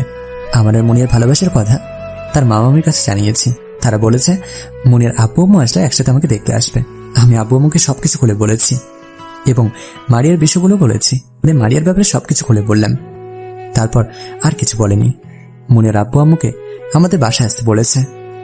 মুনিয়ার আমার ভালোবাসা আগের মতো চলছে। আমি অফিসে বসে কাজ করছি। হঠাৎ বসের ফোন আসলো। আমি ফোনটা ধরে পড়লাম। আসসালামু আলাইকুম স্যার, কেমন আছেন? ওই তোমাকে বলছি না, আমাকে বস না বলে ভাই বলে ডাকবে। আসলে বস আমার থেকে কিছুটা বড়, তাই ওনাকে ভাই বলে রাখতে বলছে। ওনার কোনো ছোট ভাই নেই, তাই আমাকে তার ছোট ভাইয়ের মতো দেখে। আচ্ছা ভাইয়া, আচ্ছা ভাইয়া, তো কেন ফোন দিয়েছো? তোমার অফিসের একটা পদ খালি আছে না, ওই পদের জন্য একটা মেয়েকে পাঠিয়েছি। ম্যানেজারকে বলুন সবকিছু বুঝিয়ে দিতে। ঠিক আছে ভাইয়া। তারপর আরো কিছুক্ষণ কথা বলে ফোনটা কেটে দিলাম। ভাইয়ের কিন্তু বিয়ে হয়ে গেছে। আমি বসে বসে কাজ করতে লাগলাম। দুপুরের লাঞ্চ টাইম শেষ হয়ে গেছে, তাই কেবিন থেকে বেরিয়ে আসতেই কারোর সাথে ধাক্কা খেলাম। মেয়েটার হাত থেকে কাগজপত্রগুলো সব পড়ে গেল। আমি তার কাগজপত্রগুলো কুড়িয়ে তার হাতে দেওয়ার সময় তার দিকে তাকিয়ে আমি তো মোটেই প্রস্তুত ছিলাম না। মেয়েটার কেউ নেই, মারিয়া। কিন্তু মারিয়া এখানে কেন? সে হয়তো আমাকে দেখবে না তা ভাবতে পারিনি। আমি মারিয়াকে বললাম, তুই এখানে কেন? আমার তো একই প্রশ্ন, তুমি এখানে কেন? কারণ আমি এই অফিসে দেখাশোনা করি। আমাকে ঢাকা থেকে বস এই অফিসে পাঠিয়েছে। ও, তার মানে ভাইয়া তোকে পাঠিয়েছে? ভাইয়া মানে? আমি বসকে ভাইয়া বলে ডাকি। ভাইয়ের কোন ছোট ভাই নেই, তাই আমাকে ছোট ভাইয়ের মতো জানে। ও রাসেল, তুমি আমাকে ক্ষমা করে দাও। আমি তোমার সাথে অনেক বড় অন্যায় করে ফেলেছি। আমরা কি আগের মতো হয়ে যেতে পারি না? প্রথম কথা হচ্ছে আমি তোর বস, আমাকে স্যার বলে ডাকবি। নিজের অফিস হলে তোকে কখনো এই অফিসে রাখতাম না। শুধু ভাইয়ার অফিস থেকে কিছু বললাম না, এখন এটা অফিস। ওসব ব্যাপারে কথা না বললে বেশি খুশি হব। ঠিক আছে স্যার, যদি আমার কাজটা দেখিয়ে দিতেন। আপনি ম্যানেজারের সঙ্গে দেখা করুন, উনি আপনাকে কেবিন এবং কাজ দুটোই বুঝিয়ে দেবে। হাতের ডান পাশে ম্যানেজার কেবিন। এই বলে আমি ক্যান্টিন চলে গেলাম। আর ওদিকে মারিয়া মনে মনে বলতে লাগলো, একবার যখন তোমার দেখা পেয়েছি তখন তোমাকে আমি আবার আপন করে নেবই। তারপর মারিয়া ম্যানেজারের রুমে চলে গেল। আর এদিকে আমি ক্যান্টিনে গিয়ে খাবার নিয়ে নিজের কেবিনে চলে আসলাম। বিকেলে অফিস ছুটি হওয়ার আগে ম্যানেজার আমার কেবিনে আসলো। রাসেল বাবা, আপনি যদি মিস মারিয়াকে তোমার সাথে করে বাসায় নিয়ে যেতেন তাহলে অনেক ভালো হতো। কারণ বস বলেছে এখান থেকে মারিয়া তোমার বাসার উপরে ফ্ল্যাটে থাকবে। আমি পারবো না আঙ্কেল, আপনি একজন ড্রাইভার দিয়ে তাকে পাঠিয়ে দেবেন। এখন একটাও ড্রাইভার অফিসে নেই, সবাই কাজে চলে গেছে, তাই বলছি তোমাকে নিয়ে যেতে। কি আর করেন, ঠিক আছে আমি নিয়ে যাব, কিন্তু শুধু আজকে নিয়ে যাব, কাল থেকে আমি পারবো না। সমস্যা নেই, কালকে থেকে ড্রাইভার নিয়ে আসবে। এই বলে ম্যানেজার আঙ্কেল চলে গেল। অফিস থেকে ছুটি হওয়ার পর আমি বাইরে এসে গাড়িতে গিয়ে বসলাম। মারিয়া অফিস থেকে বেরিয়ে এসে আমার গাড়িতে উঠল। আমি কোনো কথা না বলে গাড়ি চালাতে লাগলাম। হঠাৎ মারিয়া বলল, রাসেল, আমাকে আবার মেনে নেওয়া যায় না। তোর মতো চরিত্রহীন মেয়েকে আমি কখনো মেনে নেব না। তুই একটা নষ্ট মেয়ে। মানছি আমি খারাপ মেয়ে, আমি ভুল করে ফেলেছি। আমি আর এমন ভুল জীবনেও করব না। তোর মতো মেয়েকে বিশ্বাস করে আমি অনেক বড় ভুল করেছি। কি অপরাধ করেছি আমি, যার কারণে আমার সাথে এত বড় প্রতারণা করলি? আমি লোভে পড়ে তোমার সাথে এরকম করেছি, কিন্তু রনি আমার সবকিছু কেড়ে নিয়ে আমাকে ছেড়ে চলে গেছে। এবার দেখ, লোভ করতে গিয়ে নিজের ইজ্জত হারালি। ওই ছেলে তোকে ভালোবাসেনি, ভালোবেসে তোর শরীরকে আমার সাথে বেইমান করেছিস, তাই রনিও তোর সাথে বেইমানি করেছে। চলো দুইজন আবার নতুন করে শুরু করি। তোর মতো মেয়েকে নিয়ে আমি নতুন জীবন শুরু করব? এটা তুই ভাবলি কি করে? আমি তোকে নিয়ে কখনো নতুন জীবন শুরু করব? তুই একটা নষ্টা মেয়ে, তুই সমাজের একটা কীট, তুই একটা জাহান্নামী। তোকে আল্লাহ পাক কখনো ক্ষমা করবেন না, আমি তো জীবনও ক্ষমা করব না। আমি তোমাকে ভালোবাসা দিয়ে আবার আপন করে নিব। তোমাকে আমি ঢাকা অনেক জায়গায় খুঁজেছি, কিন্তু কোথাও পাইনি। এবার যখন পেয়েছি তোমাকে কোথাও যেতে দেব না। তুই শুধু স্বপ্ন দেখে যাবি, কখনো আমাকে আপন করে পাবি না। আমি একটা মেয়েকে ভালোবাসি, সে তোর মতো খারাপ না, সবসময় পর্দায় চলাফেরা করে। কিছুদিন পর আমরা দুজন বিয়ে করব। আমি থাকতে কখনো হতে দেব না, আমি এই বিয়ে হতে দেব না। আমি তোমাকে ভালোবাসি। সেটা সময় হলে দেখা যাবে। আজকে শুধু ড্রাইভার নিয়ে দেখে আমি তোকে বাসায় নিয়ে যাচ্ছি, তা না হলে তোকে কখনো নিয়ে আসতাম না। মারিয়া মনে মনে বলতে লাগলো, তোমাকে তো আমি আপন করে নেবই, এখন তোমার কাছ থেকে ওই মেয়েটাকে সরাতে হবে, তারপর তোমাকে আমি বিয়ে করব। আমি আর কোনো কথা না বলে বাসায় চলে আসলাম। মারিয়া গাড়ি থেকে নামলো। আমি গাড়ি পার্কিং করে দারোয়ানকে বললাম ও রুমে নিয়ে যেতে। এটা বলে নিজের বাসার দরজার সামনে চলে আসলাম। কলিং বেল চাপ দেওয়ার পর আম্মু এসে দরজা খুলে দিল। আমি ভেতরে ঢুকে নিজের রুমে চলে গেলাম। ফ্রেশ হয়ে বিছানায় শুয়ে মুনিয়াকে ফোন দিলাম। মুনিয়া আমাকে অফিসে থাকাকালীন ফোন দেয় না, জানে আমি কাজে ব্যস্ত থাকি। আলহামদুলিল্লাহ, কেমন আছো? ওয়ালাইকুম আসসালাম, ভালো আছি। তুমি কেমন আছো? আর কি করছো? হ্যাঁ, আমি ভালো আছি। এই তো রুমে শুয়ে শুয়ে কোরআন তেলাওয়াত করছি। তুমি কখন অফিস থেকে আসলে? কিছুক্ষণ আগে অফিস থেকে এসে ফ্রেশ হয়ে তোমাকে ফোন করছি। ও, তো তোমার মামার ভালো আছে? আর আমাদের বাসায় কখন আসবে? আব্বু আম্মু কালকে মামার বাসায় আসবে, এর পরের দিন তোমাদের বাসায় যাবে। আব্বু থানায় একটা কাজে ব্যস্ত আছে, তাই আসতে পারে নাই। আজকে কাজটা শেষ করছে, তাই কালকে মামার বাসায় আসবে। আসলে মুনিয়ার আব্বু একজন ওসি, আর তার আম্মু একটা মহিলা মাদ্রাসার শিক্ষিকা। তাহলে তো ভালোই, তোমার চেহারাটা দেখতে খুব ইচ্ছে করছে। বাসর রাতে মন ভরে দেখো। আচ্ছা, আমি যদি দেখতে কালো হই তাহলে তুমি আমাকে ছেড়ে চলে যাবে? একটা কথা বলি, তোমার চেহারাকে ভালোবাসিনি, আমি তোমার মনকে ভালোবেসেছি। চেহারা আল্লাহর দান, কারণ তুমি একজন মানুষ। তুমি আমাকে এত ভালোবাসো, এভাবে সারা জীবন ভালোবেসে যাবে তো? মরার আগ পর্যন্ত আমি তোমাকে ভালোবাসবো, কখনো ছেড়ে যাব না। তাই যেন হয়। এখন যাও, খাবার খেয়ে রুমে এসে আমাকে ফোন দিবে, অনেক রাত হয়েছে। ঠিক আছে, তুমি খাবার খেয়ে নাও। আচ্ছা ঠিক আছে, আসসালামু আলাইকুম। ওয়ালাইকুম আসসালাম। এই বলে ফোনটা কেটে দিলাম। তারপর রুম থেকে বেরিয়ে খাবার টেবিলে গেলাম। টেবিলের সামনে গিয়ে দেখি আম্মু প্লেটে খাবার নিচ্ছে। তখন আমি বললাম, আম্মু কার জন্য প্লেটে খাবার নিচ্ছ? তুই আমার সাথে কথা বলবি না। এই যা, আমি আবার কি করলাম? তুই সাথে করে অফিস থেকে একটা মেয়েকে এনেছিস, সেটা আমাকে বললি না কেন? মেয়েটা আজকে বাসায় উঠলো, এখন রাতে খাবার কোথায় খাবে? আম্মু তুমি জানো ওই মেয়েটাকে? ওই মেয়েটা তোর অফিসে চাকরি করে, এটা তো জানি আমি। দারোয়ান আমাকে সব বলেছে। আরে আম্মু, এই সে মেয়ে মারিয়া, যে আমাকে বিয়ে করে ধোকা দিয়েছে। কি বলছিস? এটা সেই মেয়ে? তাহলে এখানে আসলো কেন? ভাইয়া ওকে এই অফিসে পাঠিয়েছে। এখন ভাইয়াকে তো কিছু বলতে পারছি না, বললে আমার উপর রাগ করবে। ওর মতো চরিত্রহীনা মেয়ের জন্য আমি খাবার নিচ্ছি, আমি ওই মেয়ের জন্য খাবার তো দূরে থাক, একটা কথাও বলবো না। ঠিক আছে, এখন আমাকে খাবার দাও। ঠিক আছে বস। আম্মু, আব্বু কোথায়? আব্বুকে তো দেখছি না। তোর আব্বু গ্রামে গেছে দুপুরে, হঠাৎ নিজের বাড়ির কথা মনে পড়ছে। আমাকে তো বলনি, তা কবে আসবে? সেটা তো বলতে পারবো না, 4-5 দিন থেকে চলে আসবে মনে হয়। এটা তুমি কি বলছো? পরশুদিন মনির আব্বু আম্মু মামা মামি আমাদের বাসাতে আসবে বিয়ের কথাবার্তা বলতে। সমস্যা নেই, আমি আছি তো বাসায়। যদি আব্বু না থাকে তাহলে কেমন দেখাবে বলো তো? তোর আব্বু আমার উপরে কথা বলবে না। ঠিক আছে, তুমি যেটা ভালো মনে করো। আমি খাবার খেয়ে রুমে চলে আসলাম। রুমে এসে মুনিয়াকে ফোন দিয়ে তার সাথে কিছুক্ষণ কথা বলে ঘুমিয়ে পড়লাম। পরের দিন সকালে ঘুম থেকে উঠে ফ্রেশ হয়ে নাস্তা করে গাড়ি নিয়ে চলে আসলাম অফিসে। মারিয়াকে মনে হয় ড্রাইভার এসে নিয়ে গেছে। অফিসে ভেতরে ঢুকে দেখি মারিয়া অফিসার একটা মেয়ের সঙ্গে হেসে হেসে কথা বলছে। মনে হয় তার সাথে ভালো বন্ধুত্ব করে ফেলেছে। আমাকে দেখে মারিয়া নিজের কেবিনে চলে গেল। আমি আমার কেবিনে ঢুকে কাজ করতে লাগলাম। দেখতে দেখতে 2টা 3 চলে গেল। আজকাল অফিসে যাইনি, কারণ আজকে মনিয়ার আব্বু আর আম্মু আমাদের বাসাতে আসবে। হায় রে, যেখানে ছেলেরা আগে মেয়েকে দেখতে যায়, সেখানে মেয়ের পক্ষের লোক আমাকে দেখতে আসে। মারিয়া এই 2 দিন আমার কেবিনে তেমন আসেনি। কাজ থাকলে আসতো। ওই মেয়েটার সাথে ভালো বন্ধুত্ব করে ফেলেছে। মারিয়াকে আম্মু 2 চোখে দেখতে পারে না। বিকালে মনিয়ার আব্বু আম্মু আর মামা মামি সবাই এসেছে। তাদের সাথে আম্মু কথা বলছে। তাদের আমাদের সবকিছু পছন্দ হয়েছে। তারা বলেছে তাদের মেয়েকে দেখে আসতে, কিন্তু আম্মু বলল মুনিয়াকে তার নাকি পছন্দ হয়েছে, তাই আর দেখার দরকার নেই। তারপর বিয়ের দিন তারিখ ঠিক করলো। আগামী শুক্রবার আমাদের বিয়ের তারিখ ঠিক হলো। দেখতে দেখতে বিয়ের দিন ঘনিয়ে আসলো। বিয়ের বাকি আর 3 দিন। বিয়েটা মুনিয়ার মামার বাসায় হবে। আজকে অফিসে সবাইকে ডেকে আমার বিয়ের দাওয়াত দিলাম। সবাইকে একটা করে কার্ড দিলাম, মারিয়াকেও দিলাম। কিন্তু অবাক করা বিষয় হলো মারিয়া কোনো কথা বলল না। আমাকে উল্টে অভিনন্দন জানিয়েছে। অফিস 3 দিন বন্ধ থাকবে। তারপর বিকেলে অফিস থেকে বেরিয়ে মার্কেটে চলে গেলাম বিয়ের কেনাকাটা করতে। কেনাকাটা করে বাসায় চলে আসলাম।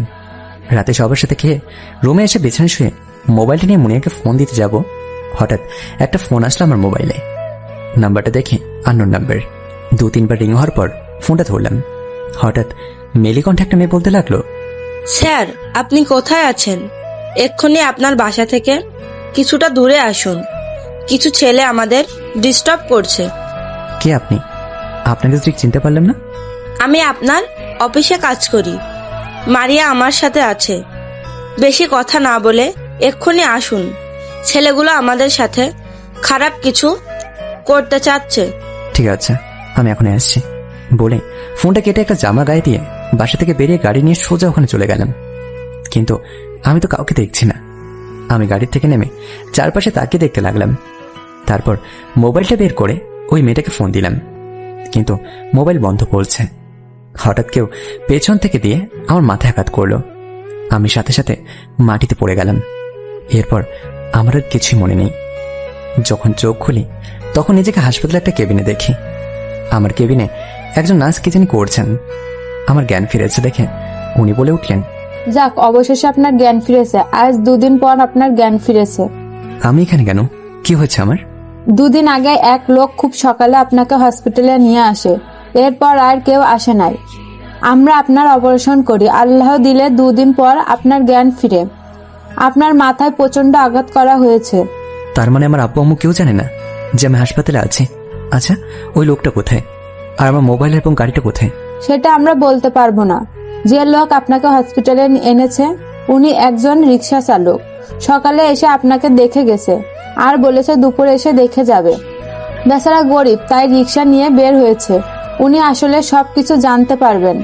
ঠিক আছে, আপনি এখন রেস্ট নেন। আমি আপনার জন্য খাবার নিয়ে আসি। খাবার খেয়ে ওষুধটা খেতে হবে। আমি আর কোনো কথা বললাম না। নার্স কেবিন থেকে বেরিয়ে কিছুক্ষণ পর আমার জন্য খাবার নিয়ে আসলো। নার্স আমাকে নিজ হাতে খাইয়ে দিল। তারপর ওষুধ খেয়ে বেড়ে শুয়ে পড়লাম। আচ্ছা, আপনার নামটা জানতে পারি? জি অবশ্যই, আমার নাম মিতু। এই হসপিটালে 6 মাস ধরে কাজ করি। বাসা হসপিটালের পাশেই। আর আপনার পরিচয়? আমার নাম রাসেল। একটা অফিসে কাজ করি। পরিবারে আব্বু আম্মু আছে। এখানে অফিস থেকে দেওয়া বাসাতে থাকি। আচ্ছা, আপনার এই অবস্থা হলো কি করে? আপনার পরিবারের কেউ আসে নাই কেন আপনাকে দেখতে? আসলে আমি একটা মেয়েকে ভালোবাসি, সেও আমাকে ভালোবাসে। 2 পরিবারের সম্মতিতে আমাদের বিয়ে ঠিক হয়। বিয়ের কেনাকাটা করে বাসায় এসে খাওয়া দাওয়া করে বিছানায় বসার সাথে সাথে একটা মেয়ে ফোন দেয়। মেয়েটা আমার অফিসে কাজ করে। তারা 2 জন ছিল। তাদের নাকি কিছু ছেলে ডিস্টার্ব করছে।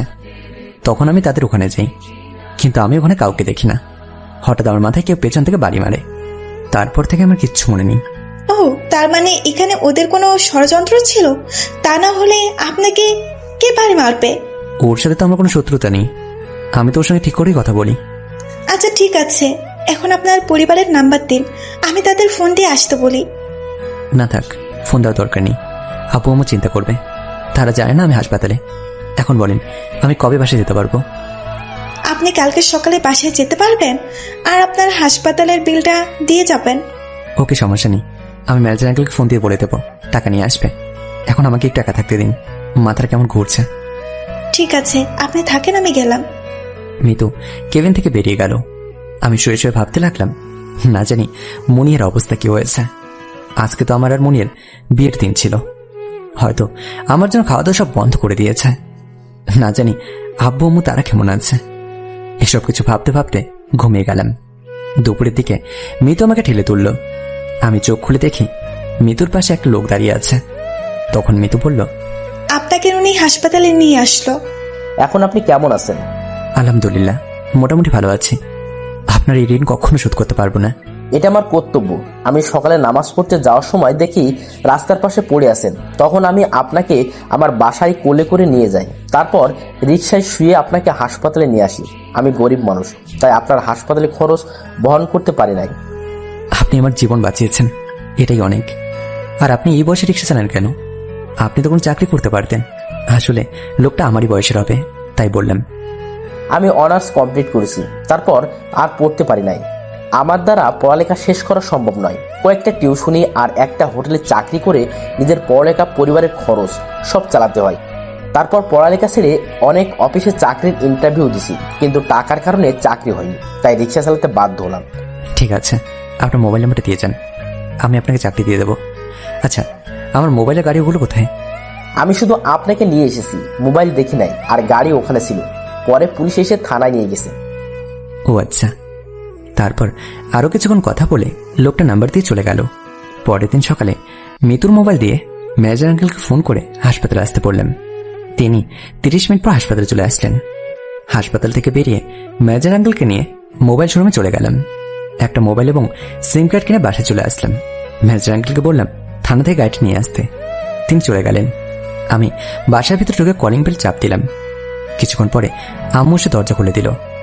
আমার মাথায় ব্যান্ডেজ দেখে আম্মু সাথে সাথে জড়িয়ে ধরে কান্না করে দিল আর বলতে লাগলো, কিরে বাবা, তুই এই 3 দিন কোথায় ছিলি? তোর মাথায় ব্যান্ডেজ কেন? আরে কান্না করছো কেন? আগে ভেতরে চলো, সব খুলে বলছি। ঠিক আছে, আয়। আমি আর আম্মু ভেতরে ঢুকে সোফায় বসলাম। দেখি আব্বু রুম থেকে বেরিয়ে আসছে। আব্বু এসে আমার পাশে বসলো আর বলল, কিরে রাসেল, তুই এই 3 দিন কোথায় ছিলি? তোর মাথায় কি হয়েছে? তাহলে শোনো। তারপর আব্বু আমাকে সবকিছু খুলে বললাম। আল্লাহ তোকে বাঁচিয়ে রাখছে, এতে আমরা অনেক খুশি। আর ওই ছেলেটার জন্য দোয়া করি, আল্লাহ যেন ছেলেটাকে সব সময় সুস্থ রাখুক। ঠিক আছে, এখন বলো মুনিয়ার ব্যাপারে। তারা কি জানে আমি বাসায় ছিলাম না? তোকে একটা কথা বলি, তুই বাবা রাগ করিস না। কি কথা আব্বু? মুনিয়ার আব্বু আম্মু আমাদের মানা করে দিছে, তারা নাকি তোর সাথে তাদের মেয়েকে বিয়ে দিবে না। মুনিয়া নাকি তোকে বিয়ে করবে না। এটা তুমি কি বলছো আব্বু? আমি মুনিয়াকে অনেক ভালোবাসি। যদি মুনিয়া তোকে ভালোবাসতো তাহলে বিয়ে করবে না কেন? আমার মনে হয় মুনিয়া তোর সাথে অভিনয় করছে। এটা আমি বিশ্বাস করি না। মুনিয়া আমাকে অনেক ভালোবাসে। নিশ্চয়ই এখানে কোনো গন্ডগোল আছে। আমি বলি কি, তুই এই মেয়েকে ভুলে যা, আমরা তোর জন্য অন্য জায়গায় মেয়ে দেখি। আমি মুনিয়াকে ছাড়া অন্য কোনো মেয়েকে বিয়ে করব না। আমি মুনিয়ার সাথে দেখা করব। কেন সে হঠাৎ করে বিয়ে করবে না? আমাকে এসব জানতেই হবে। তুই এখন অসুস্থ, সুস্থ হলে তারপর ওর সাথে কথা বলিস। না আম্মু, আমি এখন সুস্থ আছি। আমি মুনিয়ার সাথে কথা বলতে চাই। এই কথা বলে বাসা থেকে বেরিয়ে আসলাম। আব্বু আম্মু পেছন থেকে অনেক ডেকেছে। তাদের কথা না শুনে একটা রিক্সা নিয়ে মুনিয়ার মামার বাসায় চলে এলাম। আমি আগের থেকে মুনিয়ার মামার বাসা চিনি, আগে 2বার এসেছি। আমি বাসার ভেতরে ঢুকে কলিং বেলটা চাপ দিলাম। কিছুক্ষণ পর মুনিয়ার মামি দরজা খুলে দিল। আমাকে দেখে বলল, আরে রাসেল, তুমি এখানে? মুনিয়া তো তাদের বাসায় চলে গেছে। ও আচ্ছা মামি, মুনিয়া কেন বিয়েটা করছে না সেটা কি বলতে পারবেন? সেটা তো আমি বলতে পারবো না। সে কাউকে কিছু বলে নাই, শুধু বলছে তোমাকে বিয়ে করবে না।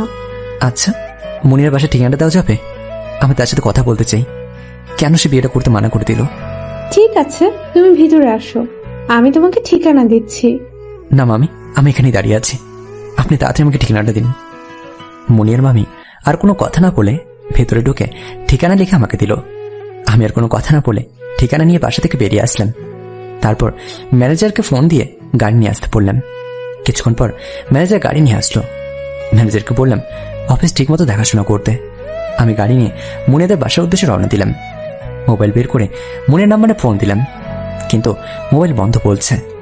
অনেকবার কল করলাম, কিন্তু বারবার বন্ধ বলছে। প্রায় 5 ঘন্টা পর ঠিকানা মতো চলে আসলাম। মুনিয়াদের বাসার সামনে দেখি পুলিশের গাড়ি। মনে হয় মুনিয়ার আব্বু বাসায় আছে।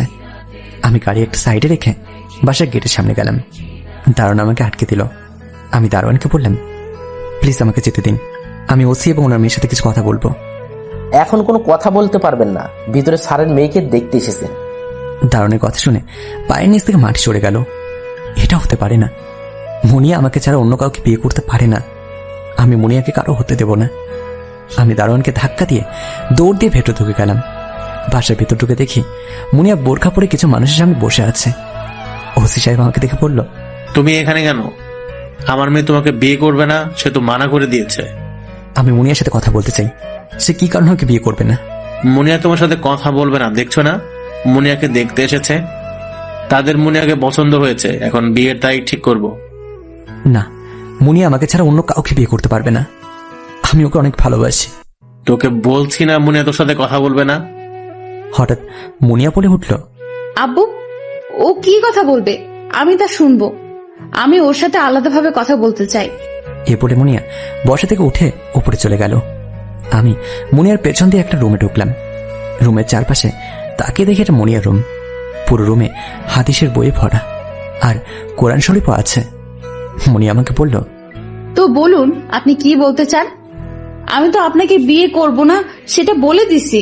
তুমি আমাকে বিয়ে করবে না কেন? কি দোষ করেছে আমি? তুমি তো আমাকে ভালোবাসো, তাহলে বিয়ে করবে না কেন? তোকে আমি অনেক ভালোবাসতাম, কিন্তু এখন বাসি না। আমি তোকে ঘৃণা করি। তোকে ভালোবাসাটা আমার বড় অপরাধ ছিল। আমি জানতাম না তুই এতটা খারাপ। জানলে কখনো তোকে ভালোবাসতাম না। আমি কি খারাপ করেছি? আমি তো তোমার সাথে খারাপ কিছু করিনি। তুই তো এখন বলবি তুই অনেক ভালো। তোর এই ভালো চেহারার পেছনে যে তুই খারাপ কাজ করিস তা আমি কখনো ভাবতে পারিনি। আমি কি খারাপ কাজ করেছি? দেখতে চাস তুই কি করেছিস? এই দেখ। এই বলে মুনিয়া আমার হাতে তার মোবাইলটি দিল। আমি মোবাইলের দিকে তাকিয়ে যেটা দেখলাম সেটার জন্য একদম প্রস্তুত ছিলাম না। মোবাইলে দেখি আমি একটা মেয়ের সাথে উলঙ্গ অবস্থায় জড়ি ধরে শুয়ে আছি। মেয়েটাকে আমি চিনি না, মেয়েটার শরীরও কিচ্ছু নেই, প্রায় 5-6টা পিক। তখন আমি মুনিয়াকে বললাম, মুনিয়া বিশ্বাস করো, আমি এই মেয়েকে চিনি না, ওর সাথে আমার কিছুই হয়নি, এখানে আমাকে ফাঁসানো হয়েছে। ও তাই নাকি? তাহলে তোর মোবাইলে ওই মেয়ের কথা আসলো কিভাবে? এবং তোর আর ওই মেয়ের বিভিন্ন পোশাকের ছবি আসলো কোথা থেকে? দেখ তোর মোবাইলে। আমি মুনিয়ার হাত থেকে মোবাইলটি নিয়ে দেখতে লাগলাম। দেখি মেয়েটার সাথে আমার অনেকগুলো ছবি, বিভিন্ন পোশাকে, এবং আমার শরীরে বিভিন্ন পোশাকের ছবি। সবগুলো আমাকে বিছানায় জড়িয়ে ধরা ছবি। আমার মাথায় তো কিছুই আসছে না। এই মেয়েটা কে? আমাকে কেন ফাঁসালো? নাকি এর ভিতর মারিয়ার হাত আছে? ও তো বলেছে আমি যদি তার না হই তাহলে সে আমাকে কারো হতে দেবে না। মুনিয়া বিশ্বাস করো, এসব কিছু সাজানো নাটক, আমাকে তোমার কাছ থেকে সরানোর জন্য এসব কিছু কেউ করেছে। আর আমার মোবাইল কিভাবে তোমার কাছে আসলো? 2 দিন আগে একটা লোক দারোয়ানের কাছে প্যাকেট দিয়ে গেছে। দারোয়ান আমাকে এনে দিয়েছে। তখন প্যাকেট খুলে দেখি তোমার মোবাইল। তার আগে একটা অচেনা আইডি থেকে আমার মোবাইলে তোর এইসব ছবি কেউ পাঠায়। মোবাইলটা দেখে চিনতে পারলাম এটা তোর মোবাইল। তখন মোবাইলটা চালু করি, মোবাইলের কোনো লক ছিল না। তারপর তোর আর ওই মেয়ের সবকিছু দেখি। তাহলে সেদিন কি হয়েছিল তোমাকে আমি সব খুলে বলছি। তুমি দেখো, এখনো আমার মাথায় ব্যান্ডেজ আছে। তোমার যদি বিশ্বাস না হয় তাহলে তুমি আমার ব্যান্ডেজ খুলে দেখো। তারপর মুনিয়াকে সবকিছু খুলে বললাম। তা না হয় বুঝলাম, তাহলে ওই মেয়ের সাথে এসব কি? আমার মনে হয় আমি জ্ঞান হারিয়ে ফেলার পর আমার সাথে এসব করেছে। তুমি দেখো, একটা ছবির মধ্যে আমার চোখ খোলা নেই। তাহলে বোঝো কেউ আমাকে ফাঁসানোর চেষ্টা করছে। তাহলে তোমাকে কে ফাঁসাবে? আমার মনে হয় এসব কিছু মারিয়ার কাজ। ওদিন যে মেয়ে আমাকে ফোন দিয়েছে সেই মেয়ের সাথে মারিয়ার গভীর বন্ধুত্ব। আমার মনে হয় ওই মেয়ে সহ মারিয়া এসব করেছে। তাহলে মেয়েটা কে? মেয়েটাকে আমি চিনি না। তুমি আমাকে অবিশ্বাস কিভাবে করলে যে আমি তোমার সাথে প্রেম করে আজ পর্যন্ত তোমার অনুমতি ছাড়া তোমার গায়ে হাত দিইনি? সেই আমি এসব কেমন করে করব? আমার ভেতরে যদি অন্য কিছু থাকতো তাহলে কখনো তোমাকে আমার আগের বিয়ের কথা বলতাম না। আমি কি করব? তোমাকে আমি অনেক ভালোবাসি। ভালোবাসার মানুষের এমন কিছু দেখলে কোনো মেয়ে সহ্য করতে পারে না। আমি তোমাকে ওই দিন রাতে অনেকগুলো ফোন দিছি, কিন্তু তুমি ফোন ধরো নাই। পরের দিন যখন মোবাইলে এসব দেখি তখন অনেক কান্না করি। এর পরের দিন তোমার মোবাইল আমার কাছে আসে। তারপর আমি আর 1 মিনিট মামার বাসায় না থেকে নিজের বাড়িতে চলে আসি। বাড়িতে এসে আব্বুকে বলে বিয়েটা আমি মানা করে দিই।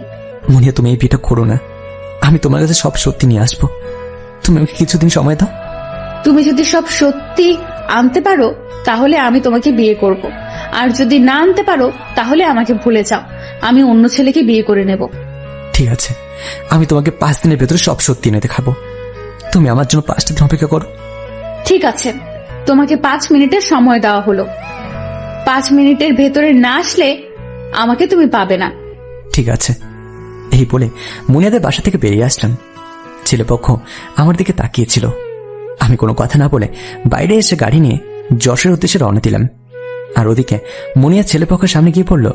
আমি এখন বিয়ে করতে পারবো না। একটু আগে যে ছেলেটা আসলো আমি তাকে অনেক ভালোবাসি। কিছু ভুল বোঝাবুঝির কারণে তার সাথে বিয়েটা না করি। তাকে আমি 5 দিনের সময় দিছি। সে 5 দিনে সব সত্যি আমার সামনে আনবে, তারপর আমি তাকে বিয়ে করব। আর যদি না আনতে পারে তাহলে আমি আপনাদের ছেলেকে বিয়ে করব। এই বলে মুনিয়া রিচের রুমে চলে গেল। আর ছেলেপক্ষ বাসা থেকে বেরিয়ে গেল। মুনিয়ার আব্বু আম্মু মুনিয়ার রুমে গেল। এটা তুই কি করলি? এমন একটা ভালো ছেলে কোথাও পাবি? তুই তাদের মানা করলি কেন? ছেলেদের বাহিরে ব্যবসা আছে, অনেক টাকার মালিক। তুই এটা কি করলি মুনিয়া? বাবা, আমি রাসেলকে ভালোবাসি। কিছু ভুল বোঝাবুঝির কারণে বিয়েটাতে না করে দেই। কি হয়েছে তোদের মধ্যে? সেটা পরে বলবো, আগে তোমরা 5 দিন অপেক্ষা করো। রাসেল যদি 5 দিনের ভেতরে না আসে তাহলে আমি তোমাদের পছন্দের ছেলেকে বিয়ে করব। কি জানি তোদের মধ্যে কি হয়েছে। রাসেল ছেলেটাকে আমাদের পছন্দ, কিন্তু তোর কথার কারণে তাদের না করে দেই। আব্বু আম্মু, তোমরা আমাকে একটু একা থাকতে দাও, আমার ভালো লাগছে না। মুনিয়ার আব্বু আর কোনো কথা না বলে রুম থেকে বেরিয়ে গেল। আর এইদিকে আমার বাসায় আস্তে আস্তে রাত হয়ে গেছে। আসার সময় মুনিয়াকে বলেছি মোবাইলটা চালু করে রাখতে, আর আমার মোবাইলটা নিয়ে এসছি। বাসার ভিতরে ঢুকে কলিং বেল চাপ দিলাম। কিছুক্ষণ পর আম্মু এসে দরজা খুলে দিল। কি রে, কিছু জানতে পারলি? মুনিয়া কেন বিয়েটা মানা করছে? আম্মু, আমি সবকিছু জানতে পেরেছি। তোমাকে আমি সবকিছু পরে বলবো। আমাকে এই সত্যিটা বের করতে হবে, কি আমার সাথে এমন করছে। কে তোর সাথে কি করেছে সেটা কিছুদিন পর জানতে পারবে। তুমি টেবিলে খাবার দাও, আমার অনেক খিদে লেগেছে। তুই ফ্রেশ হয়ে আয়, আমি খাবার দিচ্ছি। আমি আর কোনো কথা না বলে রুমে চলে আসলাম। ওয়াশরুমে ঢুকে ফ্রেশ হয়ে একটা জামা গায়ে দিয়ে খাবার টেবিলের সামনে চলে গেলাম। তারপর খাবার খেয়ে রুমে চলে আসলাম। আমি চাইলে মারিয়াকে ওপরে গিয়ে ধরতে পারি, কিন্তু কি প্রমাণ নিয়ে তাকে ধরবো, তাই চিন্তা করছি। অফিসে সে মেয়েটাকে আগে ধরবো, তাকে আটকে সব তথ্য বের করব। এখন আমাকে কালকের দিনের জন্য অপেক্ষা করতে হবে। হঠাৎ মোবাইল ফোনটা বেজে উঠল। তাকিয়ে দেখি মুনিয়া ফোন দিয়েছে আমাকে। আমি ফোন ধরার পর মুনিয়া বলল, বাসায় গেছো ঠিক মতো? আগে বলো, আমার ফোনে কেন ফোন দিয়েছো? আমি তো একটা খারাপ ছেলে। আমি যেটা বলছি সেটার উত্তর দাও। এত কথা বলতে বলেছি? 1 ঘন্টা হবে এসছি। খাবার খেয়েছো? কি করো এখন? খাবার খেয়ে রুমে এসে তোমার সাথে কথা বলছি। ঠিক আছে, পরে কথা বলবো, তোমার কাজ চালিয়ে যাও। এই বলে মুনিয়া ফোনটা কেটে দিল। আমি জানি মুনিয়া, তুমি আমাকে ভালোবাসো, শুধু রাগ আর অভিমান করে অন্য ছেলেকে বিয়ে করবে বলছো। আমি সত্যিটা জানার পর তোমাকে কষ্ট দেব, কারণ তুমি আমাকে বিশ্বাস না করে ছবি দেখে বিশ্বাস করেছ। আর কিছু না ভেবে ঘুমিয়ে গেলাম। সকালে ঘুম থেকে উঠে ফ্রেশ হয়ে নাস্তা করে অফিসে চলে গেলাম। অফিসে ঢুকে দেখি মারিয়া ওর মেয়েকে খুশি খুশি লাগছে। আমি কেবিনে আসার সময় ওই মেয়েকে আমার কেবিনে আসতে বললাম। নিজের কেবিনে এসে চেয়ারে বসলাম। কিছুক্ষণ পর ওই মেয়েটা অনুমতি নিয়ে আমার কেবিনে ঢুকলো। দেখে বোঝা যাচ্ছে কি জানি চিন্তা করছে। আমি মেয়েটাকে বললাম, আপনার নামটা তো জানা হলো না, কি নাম জানো আপনার? স্যার, আমার নাম তিথি। ও, তা মিস তিথি, ওদিন রাতে আমাকে ফোন দিয়ে আপনারা কোথায় গেছেন? আসলে স্যার, আমরা ওই দিন ছেলেগুলোর হাট থেকে পালিয়ে বাসায় চলে আসি। পালিয়ে যদি আসতে পারতেন তাহলে আমাকে ফোন দিলেন কেন? আসলে স্যার, ওইখানে ছিল 3 জন, তাই তাদের হাত থেকে পালিয়ে আসতে পেরেছি। আমার প্রশ্নের উত্তর পাইনি। সত্যি করে বলুন, আমাকে কেন ফোন দিয়েছিলেন সেদিন? বিশ্বাস করুন স্যার, আমি আপনাকে ফোন দিতে বলি নাই। মারিয়া আমাকে বলেছে আপনাকে ফোন দিতে। ওকে ওয়েট, আমি মারিয়াকে ফোন দিয়ে আনছি। আমি ফিওনকে ফোন করে বললাম মারিয়াকে আমার কেবিনে পাঠিয়ে দিতে। কিছুক্ষণ পর মারিয়া অনুমতি নিয়ে আমার কেবিনে আসলো। আমার সাথে তুই এমন কাজ কেন করছিস? আমি কি করেছি? তিথি আমাকে সব বলেছে। বল কেন করেছিস আমার সাথে? আসলে আমি তিথিকে বলে দিয়েছিলাম আমি মারিয়ার সাথে কথা বলার সময় সে যেন একটা কথা না বলে। তিথি আপনাকে কি বলেছে? তিথি আমাকে বলেছে তুই নাকি আমার পেছনে বাড়ি মেরেছিস। এটা আমি বিশ্বাস করি না। তিথি আপনাকে মিথ্যে বলেছে। আমি কেন আপনাকে মাথায় ভারী মারতে যাব? তাহলে আমাকে সাথে ফোন দিয়ে ওখানে আসতে বললি কেন? আমি মনে করছি ওই ছেলেগুলো আপনার সাথে খারাপ কিছু করবে, তাই আপনাকে ফোন দিতে বলেছি। কিন্তু পরে আমরা ওই ছেলেগুলোর হাত থেকে পালিয়ে চলে আসি। তুই সত্যি বলছিস? আমি এখানে মিথ্যে বলবো কেন? ঠিক আছে, এখন আসতে পারো তোমরা। তারা আর কোনো কথা না বলে কেবিন থেকে বেরিয়ে গেল। তাদের দুজনকে কেমন চিন্তিত লাগছে। আমার মনে হয় এটা মারিয়ার কাজ। এখন আমাকে ওই মেয়েকে খুঁজে বের করতে হবে, তা না হলে কিছুই বের করা যাবে না। হাতে এখনো 4 দিন সময় আছে। যেভাবে হোক ওই মেয়েটাকে খুঁজে বের করতেই হবে। আমার সাথে যে মেয়ের ছবি ছিল, আর ওইদিকে মারিয়া তিথির কথাগুলো শুনে আসছি। তুই একটা কথাও বললি না কেন? তুই আমার নামে রাসেলের কাছে কি বলেছিস? ও, তার মানে আমার থেকে কথা বাহির করার জন্য এইভাবে বলছে। কিন্তু রাসেল আমাকে কখনো ধরতে পারবে না। আমি যে এইসব করেছি সেটা সে কখনোই জানতে পারবে না। মুনিয়াকে রাসেলের কাছ থেকে আমি সরিয়ে ছাড়বো। যদি কোনো সময় বস সত্যটা জানতে পারে তখন কি করবি? রাসেল কখনো সত্যিটা জানতে পারবে না। তাই যেন হয়, তা না হলে তোর সাথে আমি ফেসে যাব। বিকালে অফিস থেকে বেরিয়ে গাড়ি নিয়ে বাসায় আসতে লাগলাম। হঠাৎ রাস্তার পাশে একজনকে দেখে গাড়িটা দাঁড় করালাম। আমি গাড়ি থেকে নেমে ওর সামনে গেলাম। সে হয়তো আমাকে এখানে আশা করেনি। আমাকে দেখে চারদিকে তাকাতে লাগলো। আমি তার হাত ধরে ফেললাম। ধৈর্যহীন চঞ্চল মানুষটিকে একসময় সবচেয়ে বেশি ধৈর্য পরীক্ষা দিতে হয়। মানুষের প্রিয় হতেও অর্থনৈতিক যোগ্যতা লাগে। অর্থশূন্য মানুষ কখনো কারো প্রিয় হয় না। চিনতে পেরেছিস আমাকে? আপনাকে প্রথম দেখেই চিনে ফেলেছি। তাহলে বল, আমার সাথে এমন কাজ কেন করলি? কার কথায় তুই এমন কাজ করলি? আপনাকে আমি সব বলবো, তবে আপনি আমার সাথে একটু এক জায়গায় যেতে হবে, তারপর সবকিছু খুলে বলবো। তোকে আমি কি করে বিশ্বাস করব? আমি আপনার গাড়িতে করে যাব। ঠিক আছে, চল। এতক্ষণ হয়তো চিনতে পেরেছেন মেয়েটাকে। মেয়েটার কেউ নয়, আমার সাথে ছবি তোলে সেই মেয়েটি। তার হাতে টিফিন বক্স দেখলাম। মনে হয় কার জন্য খাবার নিয়ে যাচ্ছে। প্রায় 20 মিনিট পর একটা হাসপাতালের সামনে গাড়িটা থামাতে বলল। তারপর দুজনে গাড়ি থেকে নামলাম। আমাকে তার সাথে হাসপাতালের ভেতর নিয়ে গেল। তারপর একটা কেবিনে নিয়ে গেল। কেবিনের ভিতর ঢুকে দেখি আম্মুর বয়সে একজন মহিলা বেডে শুয়ে আছেন। উনি ঘুমিয়ে আছে। তখন মেয়েটি বলল, তো জানতে চাইবেন না কেন আপনার সাথে এমন করছি? বলুন। আমার নাম বিথি। একটা ছোটখাটো অফিসে চাকরি করি। বেতন তেমন ভালো নয়। হঠাৎ আমার আম্মু অসুস্থ হয়ে পড়ে। ডাক্তার আম্মুকে দেখে বলেছে আম্মুর নাকি মাথায় টিউমার হয়েছে, তাড়াতাড়ি অপারেশন করতে হবে। অপারেশন করতে 5 লাখ টাকা লাগবে। আমার কাছে 2 লাখ টাকার মতো জমানো ছিল, কিন্তু বাকি টাকা কোথায় থেকে জোগাড় করব মাথায় কিছুই আসছে না। একদিন আমার বান্ধবী তিথির সাথে দেখা হয়। তার সাথে মারিয়া ছিল। আমি তিথিকে সব খুলে বলি। তারপর মারিয়া বলে, তোমার আম্মার অপারেশনের সব টাকা আমি দেব, তবে তোমাকে আমার একটা কাজ করে দিতে হবে। আগে কাজটা বলুন, তারপর ভেবে দেখব। তোমাকে একটা ছেলের সাথে কয়েকটা ছবি তুলতে হবে, তাও ওই ছেলের উলঙ্গ শরীরে। তোমার গায়ে শুধু ব্রা আর প্যান্টি পরা থাকবে। এটা আমি কখনোই পারবো না। ভেবে দেখো, এই কাজটা করলে তোমার মাকে বাঁচাতে পারবে, আর না হয় তোমার মাকে চিরতরে হারাবে। টাকা গেলে টাকা পাওয়া যায়, কিন্তু মরে গেলে মা পাওয়া যায় না। বাকিটা তোমার বুঝ। ভেবে দেখো। তারপর আমি অনেক চিন্তা করলাম। আমার মাকে বাঁচাতে হবে, তাই ওর কথায় রাজি হয়ে গেলাম। ঠিক আছে, আমি রাজি। আমার টাকা দেন। টাকা নিয়ে চিন্তা করিস না, আমাকে হাসপাতালে নিয়ে চল। তারপর আমি মারিয়াকে হসপিটালে নিয়ে আসি। মারিয়ার ডাক্তারের সাথে কথা বলে সবকিছু করে। আল্লাহ দিলে আমার আম্মু এখন মোটামুটি সুস্থ আছে। তার মানে এগুলো সব মারিয়ার কাজ? মারিয়া তাহলে আমাকে মিথ্যে বলেছে? মারিয়া আমাকে মিথ্যা বলেছে। এখন আপনি আমাকে যে শাস্তি দিবেন আমি মাথা পেতে নিব। তোমাকে আমি কিছুই করবো না। তুমি তোমার মায়ের জীবন বাঁচানোর জন্য এমনটা করেছ, তাই তোমাকে কিছু করলাম না। ঠিক আছে, আমি আসি। তোমার মায়ের খেয়াল রেখো। যদি কখনো কোনো সমস্যায় পড়ো তাহলে তাহলে আমার এই কার্ড নাম্বারে ফোন দিও। এই বলে হাসপাতাল থেকে বেরিয়ে আসলাম। এতক্ষণ বিথি যা বলেছে সবকিছু ভিডিও করা আছে, সাথে বিথির আম্মুকেও করেছি। হাসপাতাল থেকে বেরিয়ে গাড়ি নিয়ে বাসায় যেতে লাগলাম, আর ভিডিওটা মুনিয়ার মোবাইলে পাঠিয়ে দিলাম। মুনিয়া হয়তো এখন অফলাইনে আছে। আমি বাসায় এসে গাড়িটা পার্কিং করে মারিয়ার ফ্ল্যাটের দিকে গেলাম, কিন্তু বাসা তো তালা মারা, তাই নিচে চলে আসলাম। ও, আপনারা তো বলতে ভুলেই গেছি, মুনিয়াকে ভিডিও পাঠিয়ে মোবাইল অফ করে রেখেছি। আমি জানি মুনিয়া ভিডিও দেওয়ার পর আমাকে ফোন দেবে, তাই কিছুটা কষ্ট দিতে হবে ওকে। আমার কথা না শুনে অন্য ছেলেকে বিয়ে করতে চাই। দরজার সামনে এসে কলিং বেল চাপ দিলাম। আম্মু এসে দরজা খুলে দিল। কিরে, তুই অসুস্থ শরীর নিয়ে অফিসে গেলি কেন? মাথায় এখনো ব্যান্ডেজ, আবার এত দেরি করে বাসায় ফিরলি? কি হয়েছে তোর? আমাকে কি খুলে বলবি? আম্মু, তোমাকে বলেছি না আমি তোমাকে সবকিছু পরে খুলে বলবো। আর এখন আমি ঠিক আছি, কালকে ব্যান্ডেজ করবো।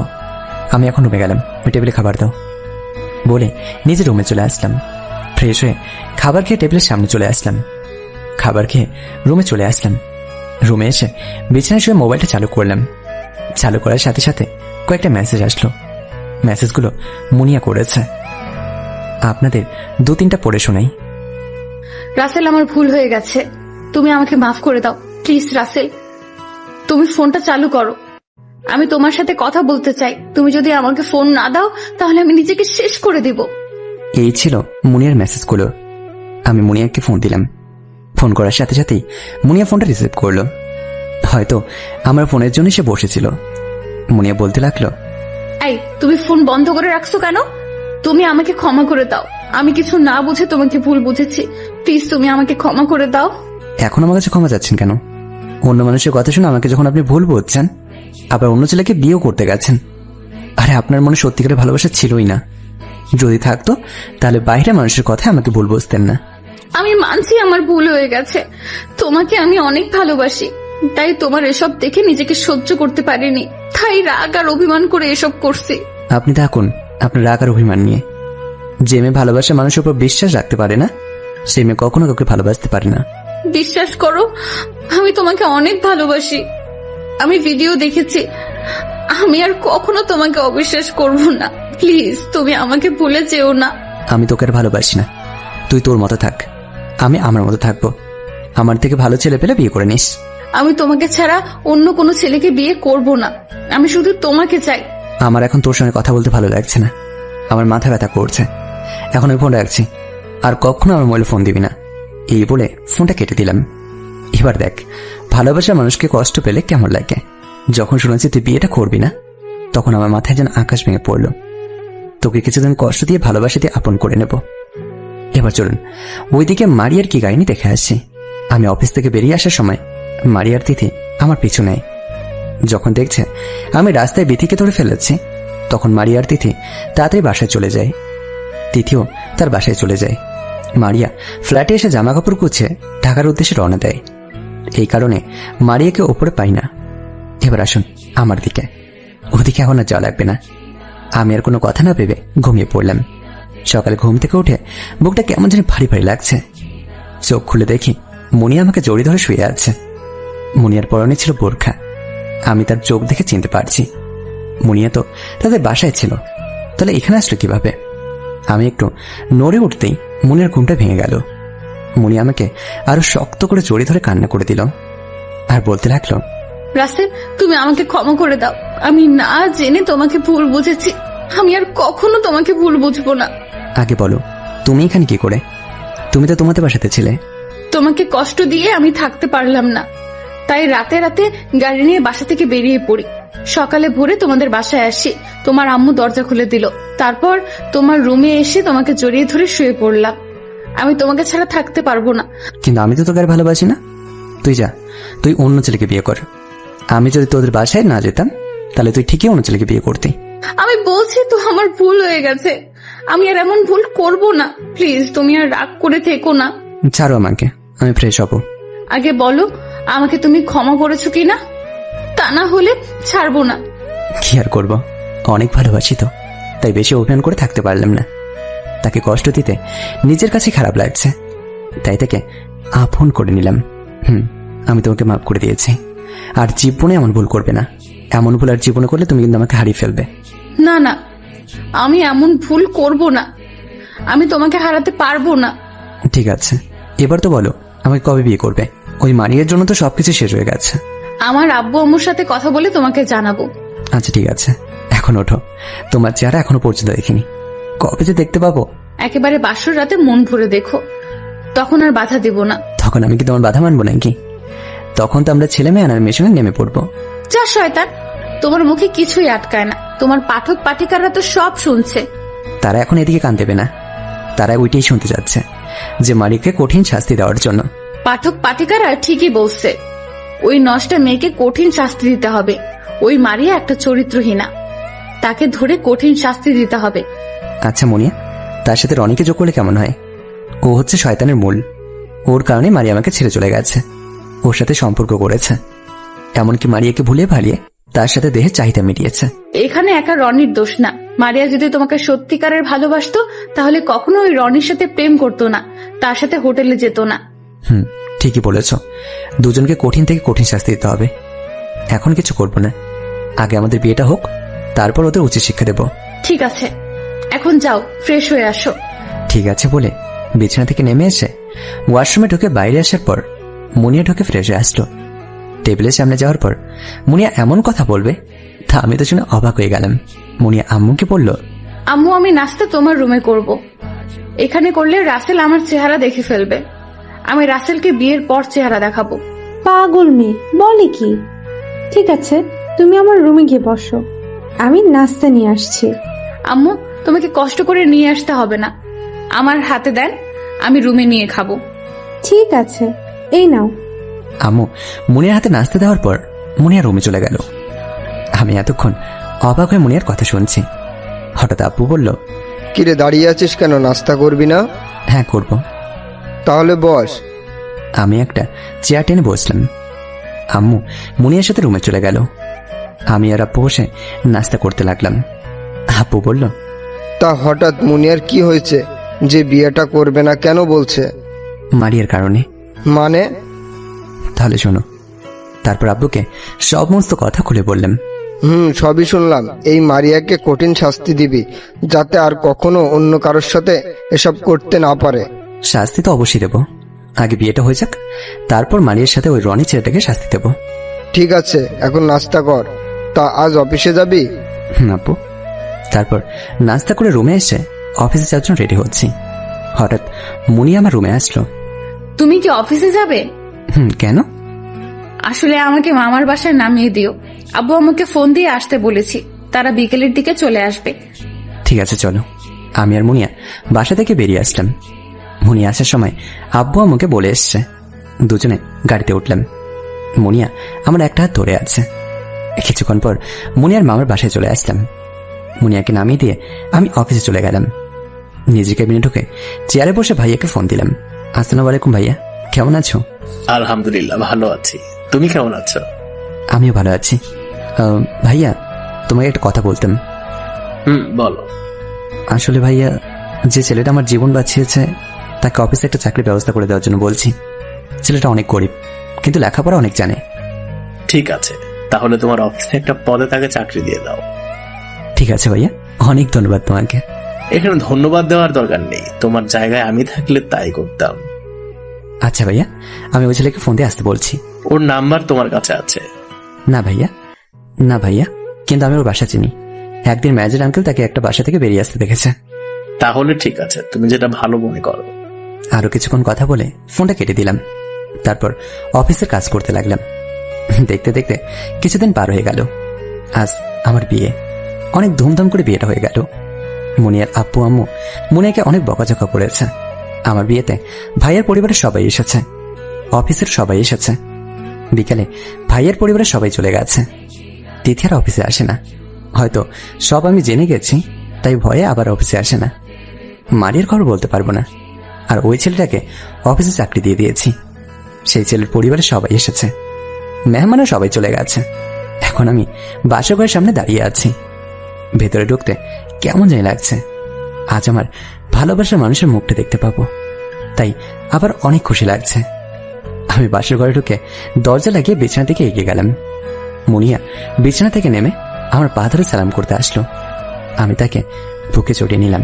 চলো দুজনে অজু করে 2 রাকাত নফল নামাজ আদায় করে নিই। ঠিক আছে চলো। মুনিয়াকে ওয়াশরুমে ঢুকে অজু করে আসলো। তারপর আমি অজু করে আসলাম। দুজনে একসাথে 2 রাকাত নফল নামাজটা আদায় করলাম। আমি নামাজ শেষ করে মুনিয়াকে কোলে তুলে নিলাম। আই কি করছো? পড়ে যাবো তো। আমার প্রতি বিশ্বাস আছে তো? আমার অনেক বিশ্বাস আছে তোমার প্রতি। তোমার কষ্ট হচ্ছে, আমাকে নামিয়ে দাও। আমার কোনো কষ্ট হচ্ছে না। তোমাকে কোলে নিয়ে আজকে তোমার চেহারা দেখবো। এবার তোমার মুখের উপর থেকে কাপড় সরাও। আমি পারবো না, তুমি সরাও। আমি কি করে সরাবো? আমি তো 2 হাতে তোমাকে কোলে নিয়ে আছি। তাহলে আমাকে বিছানায় বসাও, তারপর তুমি ঘুমটা সরিয়ে দেখো। ঠিক আছে রাখছি। আমি মুনিয়াকে বিছানায় বসিয়ে দিলাম। তারপর মুনিয়ার সামনে বসে তার ঘোমটাটা তুললাম। আমি মুনিয়ার দিকে তাকিয়ে তো পুরো অবাক হয়ে গেলাম। আমি কাকে বিয়ে করলাম? মুনিয়াকে দেখতে তো একদম পুতুলের মতো দেখাচ্ছে। একটা পরী আমার সামনে বসে আছে, পুরো নূরের মতো চেহারা। আমি শুধু মুনিয়ার দিকে তাকিয়ে আছি। তখন মুনিয়া আমার ধ্যান ভাঙিয়ে পড়ল। আই তুমি কোথায় হারিয়ে গেলে? আমার দিকে শুধু তাকিয়ে থাকবে। আমি জীবনে কল্পনা করতে পারিনি তোমার মতো একটা মেয়েকে আমি বিয়ে করব। তুমি দেখতে একদম মাশাআল্লাহ, অনেক সুন্দর। তাই নাকি? তা এভাবে কি তাকিয়ে থাকবে? বাসর করবে না? আজকে বাসর করব না। আজকের পুরো রাত আমি তোমাকে দেখব। দেখার কি আছে, এখন তো প্রতিদিন দেখবে। আমি তো আর কোথাও চলে যাচ্ছি না। যাওয়ার কথা কখনো বলবে না। আমাকে সারা জীবন তোমার বুকে জড়িয়ে রাখবে। আমি তোমাকে ছেড়ে কোথাও যাব না। আমি সব সময় তোমার সেবা এবং ভালোবাসা নিয়ে থাকবো। আমার বাবা মাকে কখনো কষ্ট দিও না, তাদের সবসময় হাসি খুশি রাখবে। তুমি ভুলে যেও না, এখন তোমার আব্বু আম্মু আমারও আব্বু আম্মু। তাদের সব সময় হাসি খুশি রাখার চেষ্টা করব। আসো তোমাকে একটু জড়িয়ে ধরি। ধরো। তোমাকে কেউ মানা করছে? আমি মুনিয়াকে জড়িয়ে ধরলাম। মুনিয়া আমাকে শক্ত করে জড়িয়ে ধরল। আমি মুনিয়ার কপালে একটা চুমু দিলাম। তারপর মুনিয়ার ঠোঁটের সাথে ঠোঁট লাগিয়ে দিলাম। দুজন দুজনকে কিস করতে লাগলাম। তারপর হারিয়ে গেলাম ওখানটা। আর কিছু জানা লাগবে না। সকাল ভোরে হঠাৎ মুনিয়া আমাকে ডাকতে শুরু করলো। আমি ঘুম ঘুম চোখে মুনিয়াকে বললাম, কি হলো, ডাকছো কেন? তাড়াতাড়ি ঘুম থেকে ওঠো। কেন? ফজরের আজান দিচ্ছে, তাড়াতাড়ি উঠে ফ্রেশ হয়ে মসজিদে যাও। এখন উঠতে ভালো লাগছে না, কালকে থেকে যাব। বুঝেছি, তুমি এমনি উঠবে না, আমাকে অন্য পথ অবলম্বন করতে হবে। এই বলে মুনিয়া ওয়াশরুমে ঢুকে 1 মগ পানি নিয়ে এসে আমার মুখে মেরে দিল। আমি 1 লাফে উঠে গেলাম। আমি সামনে তাকিয়ে দেখি মুনিয়া মগ হাতে নিয়ে দাঁড়িয়ে আছে। দেখে মনে হচ্ছে গোসল করে আসছে। আমি মুনিয়াকে ধরতে গেলে মুনিয়া পড়ল। আই তুমি আমাকে ধরবে না, আমি গোসল করে এসেছি। আর একবার তোমার শরীরের দিকে তাকাও। মুনিয়ার কথা শুনে আমার দিকে তাকিয়ে মোটেও প্রস্তুত ছিলাম না, কারণ আমার শরীরে কিছুই নেই। আমি এক দৌড়ে ওয়াশরুমে চলে গেলাম। হায় রে, বউয়ের সামনে লজ্জায় পড়ে গেলাম। আবার চিন্তা করলাম, ও তো আমার বউ, তাহলে সমস্যা কি? আমি ফ্রেশ হলাম, কিন্তু হঠাৎ মনে হলো আমি জামা কাপড় নিয়ে ওয়াশরুমে ঢুকিনি। এখন কি হবে? আমি ওয়াশরুম থেকে মুনিয়াকে ডেকে বললাম, মুনিয়া আমার ড্রেসগুলো একটু দাও না। একটু অপেক্ষা করো, দিচ্ছি। মুনিয়া জামা কাপড় নিয়ে ওয়াশরুমের সামনে আসলো। দরজা খুলে হাত বাড়াও, আমি তোমার হাত দিচ্ছি। আমি দরজা খুলে হাত বাড়িয়ে দিলাম। মুনিয়া আমার হাতে জামা কাপড়গুলো দেওয়ার সময় 1 টান দিয়ে ওয়াশরুমের ভেতরে ওকে নিয়ে আসি। তারপর আমি ঝর্ণা ছেড়ে দিই। এই আমি তো গোসল করছি, আমি আর পারবো না গোসল করতে। আর করবে না মানে? এখন তো তুমি ভিজে গেছো, তাহলে গোসল না করে কোথায় যাবে? হ্যাঁ, তোমার লজ্জা শরম কিছুই নেই। তুমি আমার সামনে খালি গায়ে দাঁড়িয়ে আছো। সমস্যা কোথায়? তুমি তো আমার বউ, বউয়ের সামনে এভাবে থাকলে কিচ্ছু হয় না। ঠিক আছে, এবার আমাকে ছাড়ো। পুরো রাতে একটুও ঘুম যেতে দাওনি। ও মা, বাসাতে বিড়ালটা মারবো না? বিড়াল তো মেরেছো, এখন ছাড়ো, নামাজের সময় চলে যাচ্ছে।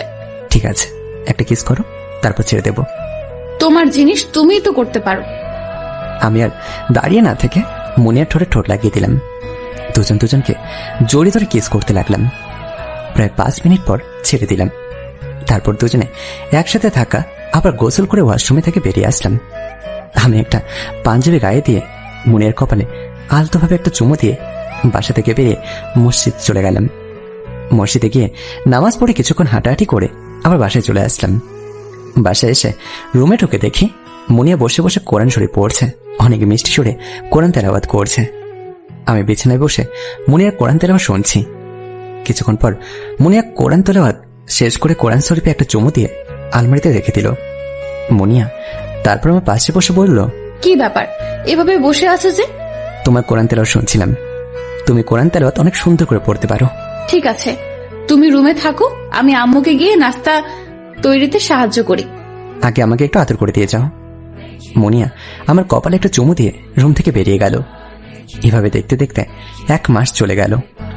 আমার আর মুনিয়ার ভালোবাসা আগের মতোই আছে।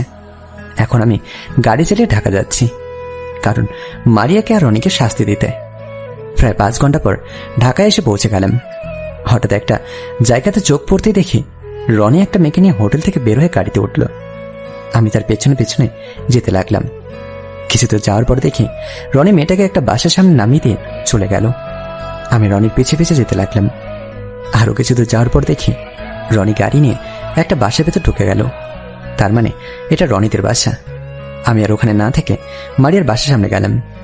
তারপর গাড়িটা একটু সাইড করে গাড়ি থেকে নেমে দারুণের সামনে গেলাম।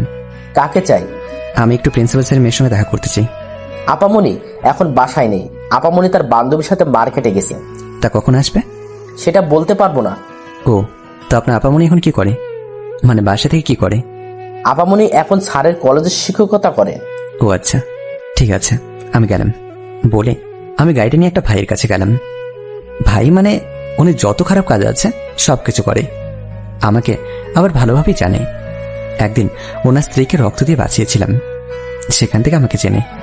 আগে মাঝে মধ্যে কথা হতো, যশোর যাওয়ার পর থেকে তেমন যোগাযোগ ছিল না। আমি ভাইয়ের বাসার ভিতরে ঢুকে কলিং বেল চাপ দিলাম। কিছুক্ষণ পর ওনার বউ মানে ভাবি এসে দরজা খুলে দিল। আমাকে দেখেই বলল, আরে রাসেল, তুমি হঠাৎ কোথা থেকে আসলে? তোমার তো কোনো খোঁজ খবর নেই। আসলে ভাবি, অফিসের বস আমাকে তার যে যশোর অফিসটা আছে সেটা দেখাশোনা করতে পাঠিয়েছিল, তাই আর তেমন যোগাযোগ করতে পারিনি। আর আমার আগের সিমটা ভেঙে গেছে। তা বাহিরে দাঁড়িয়ে কেন, ভিতরে আসো।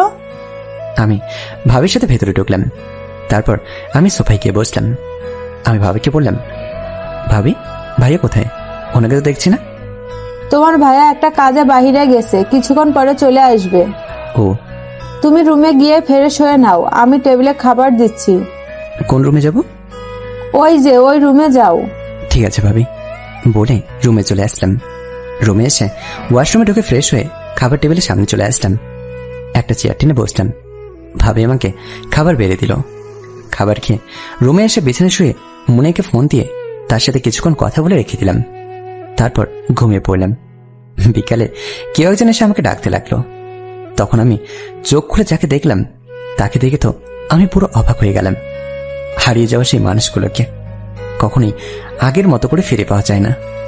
খবর দিও আমাকে, যদি কান্না আসে অন্য কারো অবহেলায়। বিকেলে কেউ একজন এসে আমাকে ডাকতে লাগলো। আমি তখন চোখ খুলে যাকে দেখলাম তাকে দেখে আমি তো পুরো অবাক হয়ে গেলাম। আমি বিছানায় বসে তাকে বললাম, আপনি এখানে কেন? মানে আপনি আমাকে চিনেন? না, কিন্তু আজকে একটা ছেলের সাথে আপনাকে দেখেছি। ছেলেটা আপনাকে একটা বাসার সামনে নামিতে চলে গেছে। ও, আপনি রনির কথা বলছেন? আসলে আমি ওকে ভালোবাসি, আর যে বাসার সামনে নামিয়ে দিয়ে গেল ওটা আমার এক বান্ধবীর বাসা। ও, তার রনির সাথে কতদিন হয়েছে রিলেশন করছেন? বেশি না, মাত্র 1 মাস হয়েছে। রনি ছেলেটা অনেক ভালো, আমার সবসময় খেয়াল রাখে। ও, তা আপনি এই বাসায় কেন? নাম কি আপনার? আমার নাম নিধি, আর এটা আমার আপুর বাসা। তা আপনি? আমার নাম রাসেল, আজকে যশোর থেকে আসলাম। তোমার আপু এবং দুলাভাই আমাকে ভালো করেই চেনে।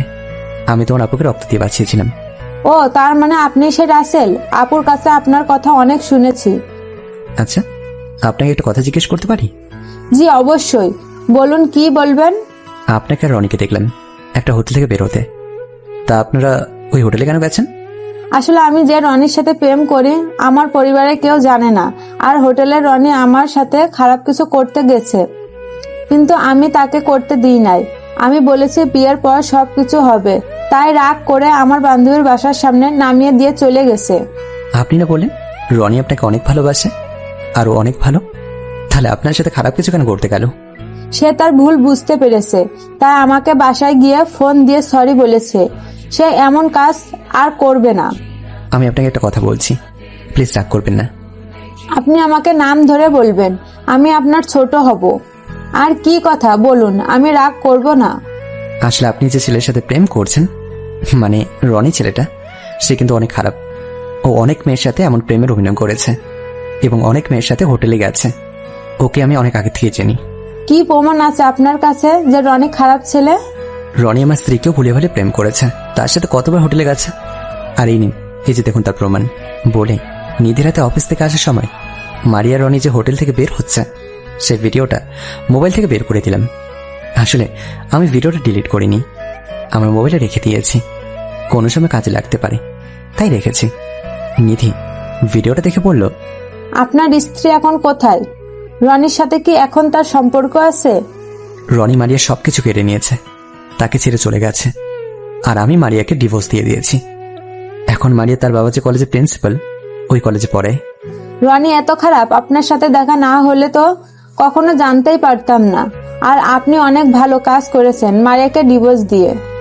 হ্যাঁ, আচ্ছা আমি একটা কথা বলি, রনিকে আমি উচ্চ শিক্ষা দেব, তাই তোমাকে আমার পাশে প্রয়োজন। আমি আপনার সাথে সব সময় আছি। এরকম ছেলেকে কঠিন শাস্তি দিতে হবে, যাতে আর কখনো কোনো মেয়ের সাথে এমন কাজ করতে না পারে। শুধু রনি না, মারিয়াকেও কঠিন থেকে কঠিন শাস্তি দিতে হবে। আমি সব ব্যবস্থা করছি, আমি যেভাবে বলবো তুমি সেভাবে কাজ করবে। আচ্ছা ঠিক আছে। ওকে, তুমি এখন যাও, আমি পরে তোমার সাথে এসব বিষয়ে কথা বলবো। আচ্ছা ঠিক আছে। নিধি রুম থেকে বেরিয়ে চলে গেল।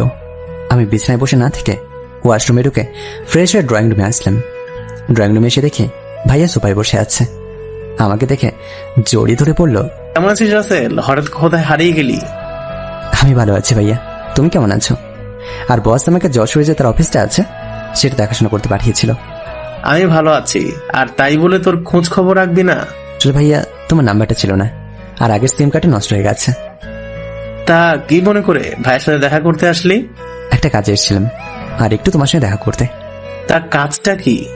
সেটা সময় হলে বলবো, তবে তোমার কিছু লোক আমাকে দিতে হবে। তোর যত টাকা লাগে নিয়ে যাবি, এখানে আমাকে বলার কি আছে? ধন্যবাদ ভাইয়া। আরো কিছুক্ষণ কথা বলে রাতের খাবার খেয়ে রুমে চলে আসলাম।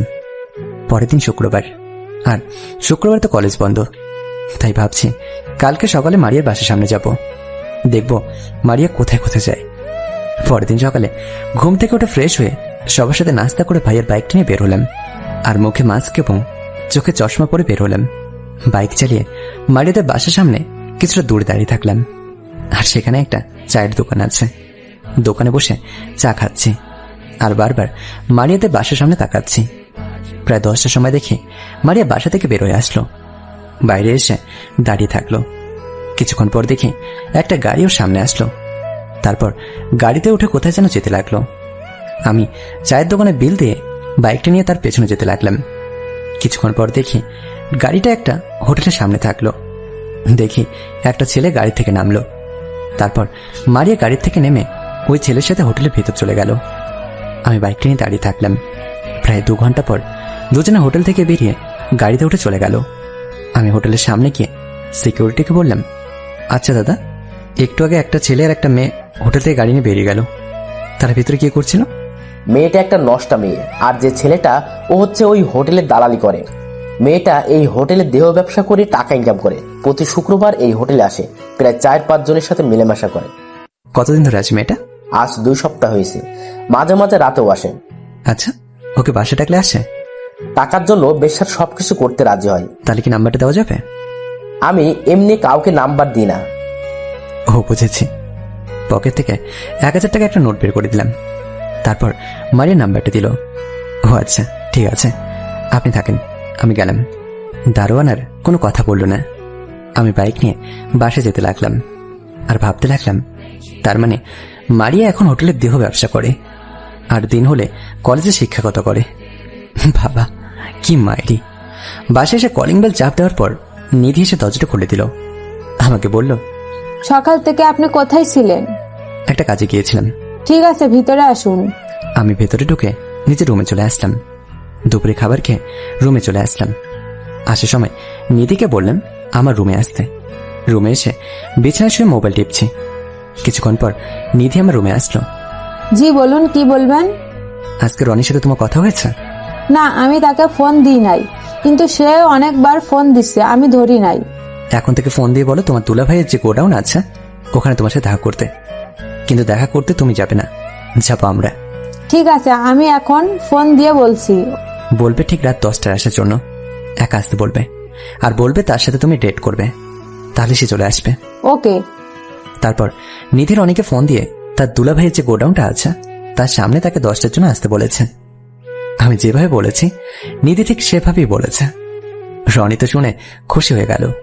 আর আরেকটা কথা, রনি জানে না তার দুলা ভাইয়ের গোডাউন ওখানে। নিধি শুধু জায়গার নামটা বলেছে। এইসব জায়গা রনির ভালো করেই চেনা আছে, কারণ সে তো ঢাকার ছেলে। নিধি রুম থেকে যাওয়ার আগে তার মোবাইলটাকে রেখে যেতে বলেছি, কারণ মারিয়াকে ফোন দেব।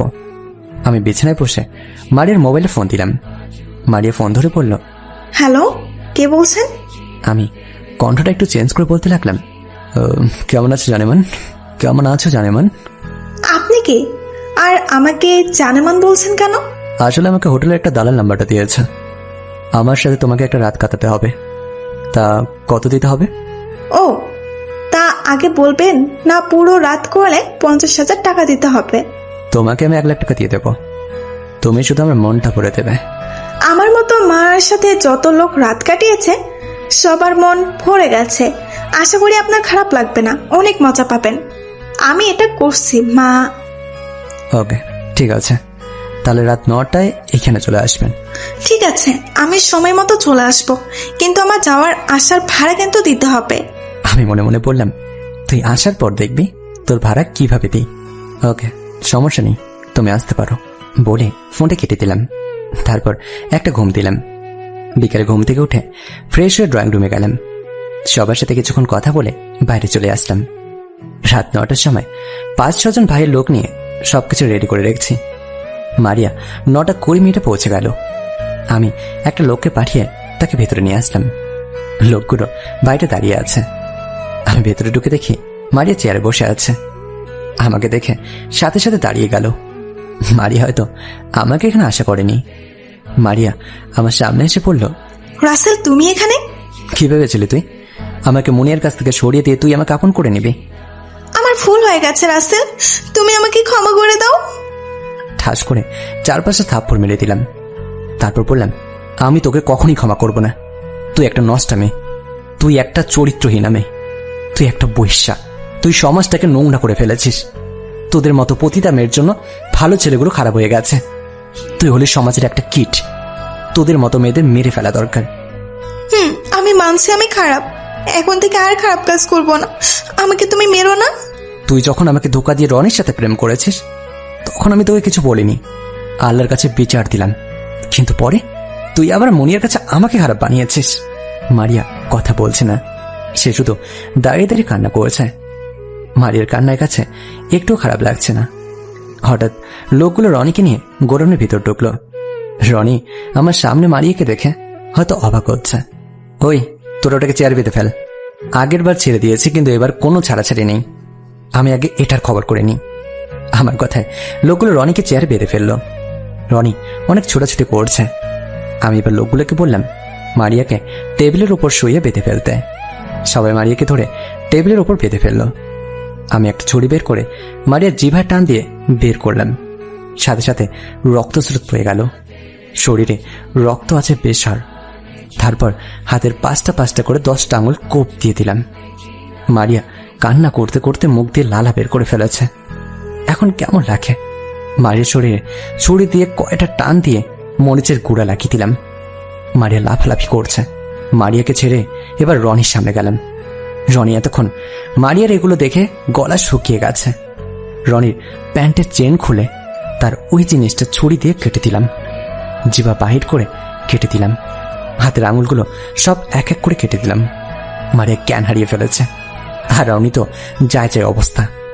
এবার রনিকে বললাম, মেয়েদের সাথে এবার ভালো করে মজা নিস। যদি বেঁচে যাস তাহলে তোর কপাল ভালো। আমার মনে হয় না তুই বাঁচবি, তুই তিলে তিলে মরবি। রনির মুখ দিয়ে কোনো কথা বেরোচ্ছে না। তারপর লোকগুলোকে বললাম তাদেরকে ওদের বাসার সামনে ফেলে দিয়ে আসতে। লোকগুলো রনিকে আর মারিয়াকে গাড়িতে করে নিয়ে গেল। আমি গায়ের জামা কাপড় গোডাউন থেকে চেঞ্জ করে বাইক নিয়ে বাসায় চলে আসলাম। কলিং বেল চাপ দেওয়ার পর নিতে এসে দরজা খুলে দিল। আমাকে দেখে বলল, রনিকে কি করেছেন? ওর মতো ছেলেকে ওর পাওনা বুঝিয়ে দিয়েছি। মনে হয় না বেশি দিন বাঁচবে। আর যে শাস্তি দিচ্ছি সেটা তোমাকে বলা যাবে না। অনেক লজ্জাজনক কথা। ওর মতো ছেলেকে শাস্তি দিয়েছেন, এটাই অনেক। মরে গেলে আমি অনেক খুশি হব। আমাদের মতো মেয়েরা ওর কাছ থেকে মুক্তি পাবে। শুধু রনিকে না, মারিকেও দিয়েছি। দুজনের একজনও বাঁচবে না। ঠিক আছে, এখন ভিতরে আসুন। আমি ভেতরে ঢুকে নিজের রুমে চলে আসলাম। তারপর ফ্রেশ হয়ে রাতের খাবার খেয়ে ঘুমিয়ে পড়লাম। বেশি রাত হওয়ার কারণে মুনিয়াকে ফোন দিলাম না। দেখতে দেখতে আরো 2টা দিন চলে গেল। আজকে বাসায় ফিরে যাব। অফিসে অনেক কাজ জমে আছে। সবকিছু রেডি করে ড্রয়িং রুমে গেলাম। সবার সাথে বসে নাস্তা করছি। হঠাৎ টিভিতে খবর দেখতেই অবাক হয়ে গেলাম। প্রিন্সিপালের মেয়ে মারিয়া আজ সকালে এই হাসপাতালে মারা যায়। কিছুদিন আগে কিছু সন্ত্রাসী তাকে নানান জায়গায় জখম করে। এই 2 দিন ছটফট করতে করতে আজকে সকালে মারা গিয়েছে।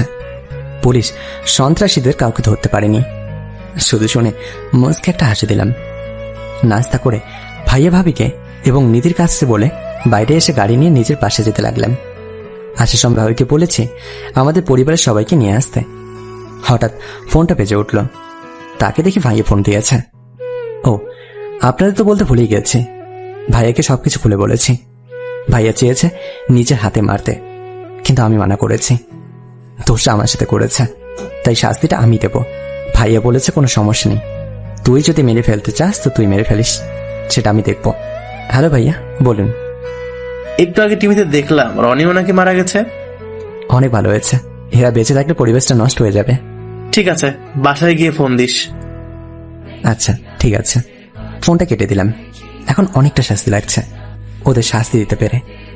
প্রায় 5 ঘন্টা পর যশোরে এসে পৌঁছে গেলাম। গাড়ি পার্কিং করে বাসার দরজায় কলিং বেল চাপ দিলাম। কিছুক্ষণ পর মুনিয়া এসে দরজাটা খুলে দিল। মুনিয়া আমাকে দেখে জড়িয়ে ধরল। আমি মুনিয়ার কপালে একটা চুমু দিলাম। তারপর দুজনে ভেতরে ঢুকে নিজের রুমে চলে আসলাম। মুনিয়া আমাকে জড়িয়ে ধরে পড়ল, আমার বাসায় তোমাকে ছাড়া একটুও ভালো লাগে না। পুরো বাসাটা ফাঁকা ফাঁকা লাগে।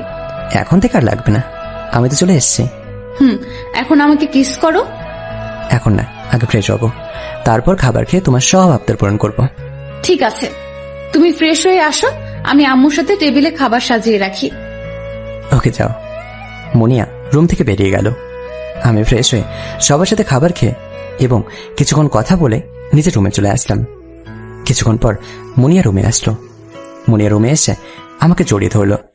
তারপর বলল, রনি আর মারিয়াকে কি শাস্তি দিছো? তাহলে শোনো। তারপর মুনিয়াকে সবকিছু খুলে বললাম। এটা তোমার ঠিক হয়নি, তুমি তাদের শাস্তি দিতে। শাস্তি তো দিয়েছি, কিন্তু মরে যাবে সেটা ভাবিনি। আর মরে গেছে অনেক ভালো হয়েছে। তাদের মারাতে আমার পাপ হয়নি। দেশ থেকে কিছু নোংরা পরিষ্কার হয়েছে। ঠিক আছে, এখন আমাকে আদর করো, আমি মা হতে চাই। ছেলে মেয়ে লালন পালন করতে পারবে? অবশ্যই পারবো, তুমি আমাকে ভালোবাসা দিয়ে ভরে দাও। ঠিক আছে, আসো।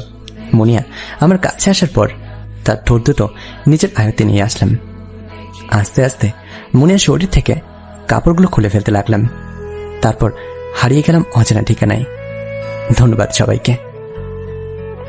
সময় সারা যেমন একরকম যায় না, আজ নয় কাল পরিবর্তন হবেই ইনশাল্লাহ। আফসোস। তো কেমন হয়েছে জানাবেন, ভুল হলে ক্ষমা দৃষ্টিতে দেখবেন। আমরা গল্প লিখি আমাদের মনের অনুভূতি থেকে, বাস্তবের সাথে কোনো মিল নেই। সবাই লাইক এবং কমেন্ট করে আমাদের পাশেই থাকবেন। ধন্যবাদ সবাইকে। পরবর্তী গল্পের জন্য অপেক্ষা করুন। ধন্যবাদ।